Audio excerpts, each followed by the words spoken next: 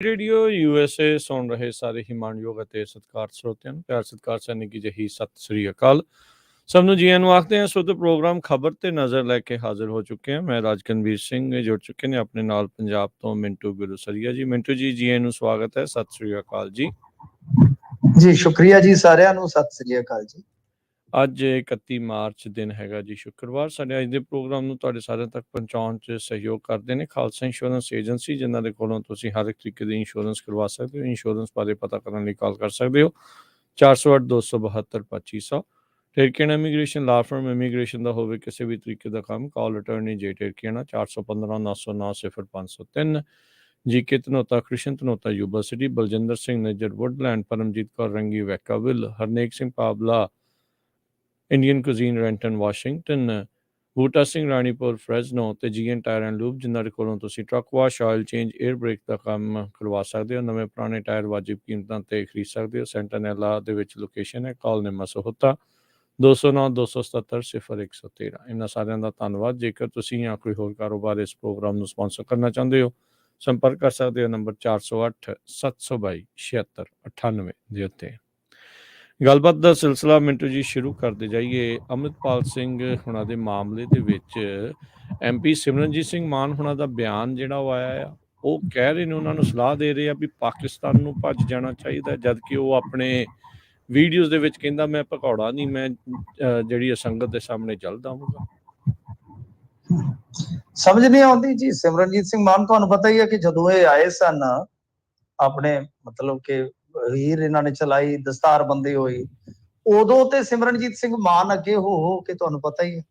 ਫਿਰ ਬਾਅਦ ਦੇ ਵਿੱਚ ਦੇਲੇ ਸਿਰ ਜਿਹਨੇ ਦੇਣਾ ਹੈ, ਮੈਂ ਤਾਂ ਨਹੀਂ ਜਾਂਦਾ, ਫਿਰ ਥੋੜਾ ਜਿਹਾ ਅਲੱਗਾ ਸੁਰ ਅਲਾਪਨ ਲੱਗ ਕੇ, ਸ਼ਾਇਦ ਇਸ ਕਰਕੇ ਇਹ ਵੀ ਹੋ ਸਕਦਾ ਹੈ ਕਿ ਅੰਮ੍ਰਿਤਪਾਲ ਸਿੰਘ ਬੜੀ ਤੇਜ਼ੀ ਨਾਲ ਚਿਹਰਾ ਬਣ ਗਿਆ, ਹੋ ਸਕਦਾ। ਪਰੰਤੂ ਇਹਨਾਂ ਦਾ ਜਿਹੜਾ ਕਹਿਣ ਦਾ ਮਤਲਬ ਹੈ ਉਹ ਵੀ ਕੁਝ ਸਮਝਣ ਵਾਲਾ ਹੈ।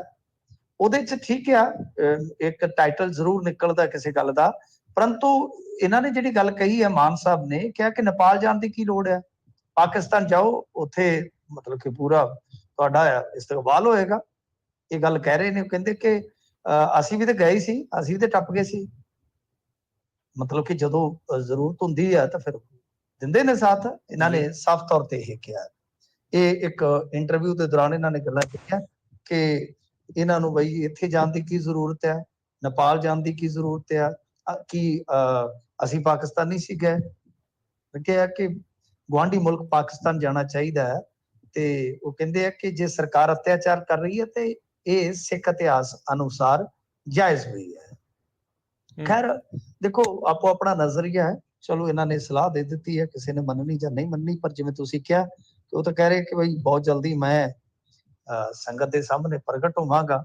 ਤੇ ਬਾਕੀ ਰਹੀ ਗੱਲ ਹੁਣ ਇਹ ਸਾਰੇ ਪ੍ਰਕਰਨ ਦੀ, ਉਹਦੇ ਚ ਜਿਹੜੀ ਅੱਜ ਦੀ ਅਪਡੇਟ ਹੈ ਇਸ ਮਾਮਲੇ ਚ, ਉਹ ਇਹ ਆ ਕਿ ਅੱਜ ਇੱਕ ਸ਼ਖਸ ਨੂੰ ਇਹਨਾਂ ਨੇ ਪਹਿਲਾਂ ਡਿਟੇਨ ਕੀਤਾ, ਉਸ ਤੋਂ ਬਾਅਦ ਕਹਿੰਦੇ ਆ ਕਿ ਗ੍ਰਿਫਤਾਰੀ ਹੋ ਗਈ ਆ।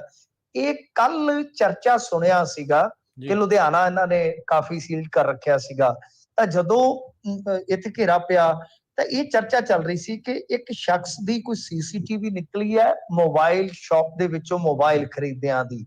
ਹੁਣ ਅੱਜ ਉਹਨੂੰ ਗ੍ਰਿਫਤਾਰ ਕਰ ਲਿਆ ਗਿਆ। ਦੱਸਦੇ ਆ ਕਿ ਜਦੋਂ 18 ਮਾਰਚ ਤੋਂ ਬਾਅਦ ਇਹ ਇੱਥੋਂ ਫਰਾਰ ਹੋਏ ਨੇ, ਅਮਰਤਪਾਲ ਸਿੰਘ ਤੇ ਨਾਲ ਕੁਝ ਮਤਲਬ ਕਿ ਸਾਥੀ, ਇੱਕ ਜਾਂ ਦੋ ਜਾਂ ਤਿੰਨ, ਤਾਂ ਇਹ ਕਹਿੰਦੇ ਕੋਈ ਉਸ ਟਾਈਮ ਨਾਲ ਸੀ ਅਤੇ ਪੁਲਿਸ ਨੂੰ ਗੱਜਾ ਦੇਣ ਵਾਸਤੇ, ਜੋ ਤੁਹਾਨੂੰ ਪਤਾ ਇੱਕ ਤਕਨੀਕੀ ਸਰਵੀਲੈਂਸ ਹੁੰਦੀ ਹੈ ਕਿ ਜਿਵੇਂ ਹੁਣ ਮੋਬਾਈਲ ਆ, ਕਈ ਬੰਦੇ ਕੀ ਕਰਦੇ ਆ ਕਿ ਆਪਣਾ ਮੋਬਾਈਲ ਜਿਹੜਾ ਹੁੰਦਾ ਚੱਲ ਰਿਹਾ ਹੁੰਦਾ, ਐਕਟਿਵ ਹੁੰਦਾ, ਉਹ ਕਿਸੇ ਟ੍ਰੇਨ 'ਚ ਛੱਡ ਦਿੰਦੇ ਨੇ। ਹੁਣ ਤੁਹਾਨੂੰ ਪਤਾ ਟ੍ਰੇਨ ਕੀ ਪਤਾ ਕਿੱਥੋਂ ਤੱਕ ਤੁਰੀ ਜਾਏਗੀ, ਲੋਕੇਸ਼ਨ ਉਹੀ ਤੁਰੀ ਜਾਣੀ ਆ, ਟਰੇਸ ਹੋਈ ਜਾਣੀ ਆ। ਤਾਂ ਏਦਾਂ ਬਹੁਤ ਵਾਰੀ ਹੋਇਆ। ਤੇ ਇਹ ਹੁਣ ਜਿਹੜੀ ਗ੍ਰਿਫਤਾਰੀ ਹਾਲੇ ਆਫੀਸ਼ੀਅਲੀ ਕੋਈ ਪੁਸ਼ਟੀ ਤੇ ਨਹੀਂ ਹੋਈ, ਪਰ ਇਹ ਮਹੱਤਵਪੂਰਨ ਹੈ ਕਿ ਜੇ ਮੋਬਾਈਲ ਦਾ ਕੋਈ ਜਾਂ ਕੁਝ ਐਸਾ ਹੈ ਤਾਂ ਇਹ ਵੇਖਣਾ ਹੋਏਗਾ ਕਿ ਜਾ ਕੇ ਕੀ ਹੁੰਦਾ। ਸੋ ਉਧਰੋਂ ਅੱਜ ਦਰਬਾਰ ਸਾਹਿਬ ਤੋਂ ਲੈ ਕੇ DC ਕੰਪਲੈਕਸ ਤੱਕ ਮਾਰਚ ਵੀ ਹੋਇਆ। ਧਾਮੀ ਸਾਹਿਬ ਨੇ ਕਿਹਾ ਕਿ ਜੇ ਕੋਈ ਕਾਨੂੰਨੀ ਇਮਦਾਦ ਚਾਹੀਦੀ ਅਮਰਤਪਾਲ ਸਿੰਘ ਨੂੰ ਤੇ ਅਸੀਂ ਹਾਜ਼ਰ ਹਾਂ, ਪਰ ਸਰਬੱਤ ਖਾਲਸਾ ਤੇ ਹਾਲੇ ਕੋਈ ਵੀ, ਜੇ ਆਪਾਂ ਦੇਖੀਏ ਤਾਂ ਇਧਰੋਂ ਜਿਹੜੇ ਜਥੇਦਾਰ ਸਾਹਿਬ ਨੇ ਉਹਨਾਂ ਦਾ ਕੋਈ ਪ੍ਰਤੀਕਰਮ ਨਹੀਂ ਆਇਆ। ਪਰ ਹਾਲ ਦੀ ਘੜੀ ਆਪਾਂ ਦੇਖ ਸਕਦੇ ਹਾਂ ਕਿ ਮਤਲਬ ਕਿ ਇਧਰੋਂ ਵੀ ਕੁਝ ਪ੍ਰੈਸ਼ਰ ਹੈ ਕਿ ਨਹੀਂ ਸੱਦਿਆ ਜਾਣਾ ਜਿਹੜੇ ਵਿਰੋਧ ਦੇ ਵਿੱਚ ਆ, ਤੇ ਉਧਰੋਂ ਹੁਣ ਮੰਗ ਵੀ ਉੱਠਣ ਲੱਗ ਪਈ ਹੈ ਜਿਹੜੇ ਸਮਰਥਨ ਦੇ ਵਿੱਚ ਆ ਅਮਰਤਪਾਲ ਸਿੰਘ ਦੇ ਕੇ ਸਰਬੱਤ ਖਾਲਸਾ ਕਾਲ ਹੋਣਾ ਚਾਹੀਦਾ। ਤਾਂ ਦੇਖੋ ਅੱਗੇ ਕੀ ਬਣਦਾ, ਪਰ ਥੋੜੇ ਨਰਮ ਸੁਰ ਦਿਖਾਈ ਦੇ ਰਹੇ ਆ ਗਿਆਨੀ ਹਰਪ੍ਰੀਤ ਸਿੰਘ ਜੀ ਦੇ, ਜੇ ਤੁਸੀਂ ਉਹਨਾਂ ਦੀ ਲੇਟੈਸਟ ਇੰਟਰਵਿਊ ਦੇਖੋਗੇ। ਜੀ ਕੋਈ ਇਹਨਾਂ ਨੇ ਹੋਰ ਵੀ ਇਕੱਤਰਤਾ ਜਿਹੜੀ ਕੋਈ ਸੱਦੀ ਆ ਕੁਛ ਮੀਡੀਆ ਨੂੰ ਲੈ ਕੇ, ਮੈਂ ਦੇਖ ਰਿਹਾ ਸੀਗਾ ਵੀ ਮਿਲਾ ਦਾ ਕੁਛ ਅਪ੍ਰੈਲ, ਮੈਨੂੰ ਹੁਣ ਚੇਤਾ ਭੁੱਲ ਗਿਆ ਕਿੰਨੀ ਅਪ੍ਰੈਲ ਨੂੰ ਉਹਨਾਂ ਨੇ 7 ਅਪ੍ਰੈਲ 7 ਅਪ੍ਰੈਲ ਨੂੰ। ਸੋ ਉਹਦੇ ਵਿੱਚ ਕੀ ਚਾਹ ਰਹੇ ਨੇ ਵੀ ਇਹ ਜਿਹੜੀ ਪੰਜਾਬੀ ਮੀਡੀਆ ਨੂੰ ਲੈ ਕੇ ਕੁਛ ਕਹਿ ਰਹੇ ਸੀਗੇ? ਦੇਖੋ ਉਹਦੇ ਚ ਇਹ ਚੀਜ਼ ਹੈ ਮਤਲਬ ਕਿ ਇਹਨਾਂ ਨੇ ਇਹ ਗੱਲ ਕਹੀ ਹੈ ਕਿ ਜੋ ਮੀਡੀਆ ਦੇ ਨਾਲ ਵੀ ਜਿਹੜਾ ਸਾਡਾ ਇੱਥੋਂ ਦਾ ਮੀਡੀਆ ਸੀ, ਉਹਨੂੰ ਦਲੇਰ ਮੀਡੀਆ ਕਹਿ ਲਓ, ਸਿੱਖ ਮੀਡੀਆ ਕਹਿ ਲਓ, ਆਜ਼ਾਦ ਮੀਡੀਆ ਕਹਿ ਲਓ, ਵੀ ਜਿਹੜਾ ਨੈਰੇਟਿਵ ਨੂੰ ਕਾਊਂਟਰ ਕਰ ਰਿਹਾ ਸੀਗਾ ਉਹਨੂੰ ਦਬਾ ਦਿੱਤਾ ਗਿਆ। ਤਾਂ ਉਸ ਮੁਤਲਕ ਇਹਨਾਂ ਦੀ ਇਕੱਤਰਤਾ ਹੈ ਤੇ ਉਹਦੇ ਵਿੱਚ ਕੁਝ ਬੁਲਾਰਿਆਂ ਨੂੰ ਇਨਵੀਟੇਸ਼ਨ ਗਿਆ ਹੈ, ਤੇ ਹੁਣ ਦੇਖੋ ਤੇ ਕਿਹੜੇ ਪਹੁੰਚਦੇ ਆ, ਕਿਉਂਕਿ ਇਹ ਜਿਹੜਾ ਅਸਲ ਦੇ ਵਿੱਚ ਤੁਹਾਨੂੰ ਪਤਾ ਨਾ ਕਿ ਦਿਨ ਜਿਹੜਾ ਸ਼ਾਇਦ ਸ਼ੁੱਕਰਵਾਰ ਬਣੇਗਾ, ਇਹ ਵੀ ਰਹਿੰਦਾ ਕਿ ਕੌਣ ਜਾਂਦਾ ਕੌਣ ਨਹੀਂ ਜਾਂਦਾ। ਸੋ ਇਹ ਇੱਕ ਸੱਦਾ ਇਹਨਾਂ ਨੇ ਵੈਸੇ ਸਾਰਿਆਂ ਨੂੰ ਦੇ ਦਿੱਤਾ ਹੈ। ਜੀ ਅਗਲੀ ਮਿੰਟੂ ਜੀ ਗੱਲ ਕਰੀਏ, ਪੰਜਾਬ ਕੈਬਨਿਟ ਦੇ ਵਿੱਚ ਕਿਸਾਨਾਂ ਦੇ ਲਈ ਹੋਏ ਨੇ ਫੈਸਲੇ। ਹਾਂਜੀ ਦੇਖੋ ਕਿਸਾਨਾਂ ਵਾਸਤੇ ਫੈਸਲੇ ਬੜੇ ਜ਼ਰੂਰੀ ਵੀ ਸਨ, ਪਰ ਬਦਕਿਸਮਤੀ ਹੈ ਪੰਜਾਬ ਦੀ। ਦੇਖੋ ਐਤਕੀ ਜਿਹੜੀ ਹੋਣ ਡਈ ਹੈ ਨਾ, ਇੱਕ ਨਾ ਗੀਤ ਸੀ ਜਿਹੜੀ ਤੂੰ ਸਾਡੇ ਨਾਲ ਕੀਤੀ ਕਿਸੇ ਨੂੰ ਦੱਸਣ ਜੋਗੀ ਨੇ, ਇਹ ਜਿਹੜੀ ਤੂੰ ਸਾਡੇ ਨਾਲ ਕੀਤੀ ਕਿਸੇ ਨੂੰ ਦੱਸਣ ਜੋਗੀ ਨਹੀਂ, ਜੋ ਐਤਕੀ ਬਈ ਕੁਦਰਤ ਕਰ ਰਹੀ ਹੈ ਦੱਸਣ ਜੋਗਾ ਨਹੀਂ। ਜਿਹੜਾ ਕੁਝ ਬਚਿਆ ਖੁਚਿਆ ਇਲਾਕਾ ਸੀ, ਅੱਜ ਇੰਨਾ ਮੀਂਹ ਪੈਣ ਡਿਆ ਹੈ, ਇੰਨਾ ਮੀਂਹ ਪੈਣ ਡਿਆ ਹੈ ਵੀ ਮਤਲਬ ਕਿ ਹੁਣ ਮੈਨੂੰ ਵਿੱਚੇ ਮੈਸੇਜ ਆਈ ਜਾਂਦੇ ਸੀ ਕਿ ਬਈ ਤੇਰੇ ਪਿੰਡ ਵਾਲਾ ਹਾਲ ਸਾਡਾ ਹੋ ਗਿਆ, ਮਤਲਬ ਜਿਵੇਂ ਸਾਡਾ 100% ਹੀ ਉਜਾੜਾ ਹੋ ਗਿਆ। ਤਾਂ ਪਤਾ ਨਹੀਂ ਕਿਉਂ ਕੁਦਰਤ ਇੰਨੀ ਕਰੋਪ ਖੈਰ। ਤਾਂ ਉਹ ਜਿਹੜੀ ਮਤਲਬ ਕਿ ਪਹਿਲਾਂ ਬਰਬਾਦੀ ਹੋਈ ਆ, ਉਹਦਾ ਇਹਨਾਂ ਨੇ ਐਲਾਨ ਕਰ ਦਿੱਤਾ ਕਿ 15,000 ਰੁਪਏ ਪ੍ਰਤੀ ਏਕੜ ਮੁਆਵਜ਼ਾ ਦਿੱਤਾ ਜਾਊਗਾ, 6800 ਜਿਹੜਾ ਕਿ ਅੱਧ ਪਚੱਧਾ ਜਿਹੜਾ ਖਰਾਬਾ ਹੋਇਆ। ਤਾਂ ਇਹ ਅੱਜ ਕੈਬਨਿਟ ਦੇ ਵਿੱਚ ਇਹਨਾਂ ਨੇ ਪਾਸ ਕਰ ਦਿੱਤਾ, ਜੋ ਘਰਾਂ 'ਚ ਨੁਕਸਾਨ ਹੋਇਆ ਤੂਫਾਨ ਕਰਕੇ 1,20,000 ਰੁਪਏ ਉਹਦੇ ਵਾਸਤੇ ਦਿੱਤਾ ਜਾਏਗਾ। ਤਾਂ ਇਸ ਤਰ੍ਹਾਂ ਮਤਲਬ ਕਿ ਇਹ ਕੈਬਨਿਟ ਦੇ ਵਿੱਚ ਇਹਨਾਂ ਨੇ ਮੋਹਰ ਲਾ ਦਿੱਤੀ ਆ।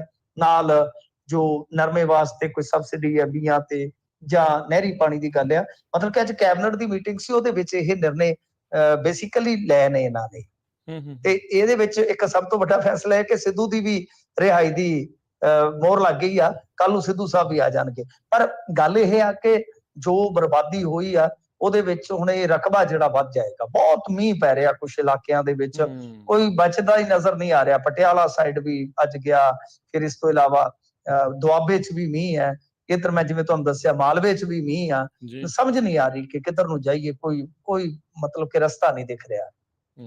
ਸੋ ਹਾਲਾਤ ਕਾਫੀ ਜਿਹੜੇ ਆ ਉਹ ਨਾਜ਼ੁਕ ਨੇ ਜੀ। ਆਪਣੀ ਬਦਕਿਸਮਤੀ ਵੇਖੋ ਨਾ, ਚਲੋ ਇੱਕ ਪਾਸੇ ਇਹ ਤਾਂ ਉਲਝਵੀਆਂ ਲੜਾਈਆਂ ਚੱਲਦੀਆਂ ਰਹਿਣੀਆਂ ਨੇ ਆਪਣੀਆਂ, ਇਹ ਜੋ ਚੱਲਦਾ ਹੈ ਇਹ ਤਾਂ ਪੰਜਾਬ ਦੇ ਹਿੱਸੇ ਆਈਆਂ ਹੀ ਨੇ।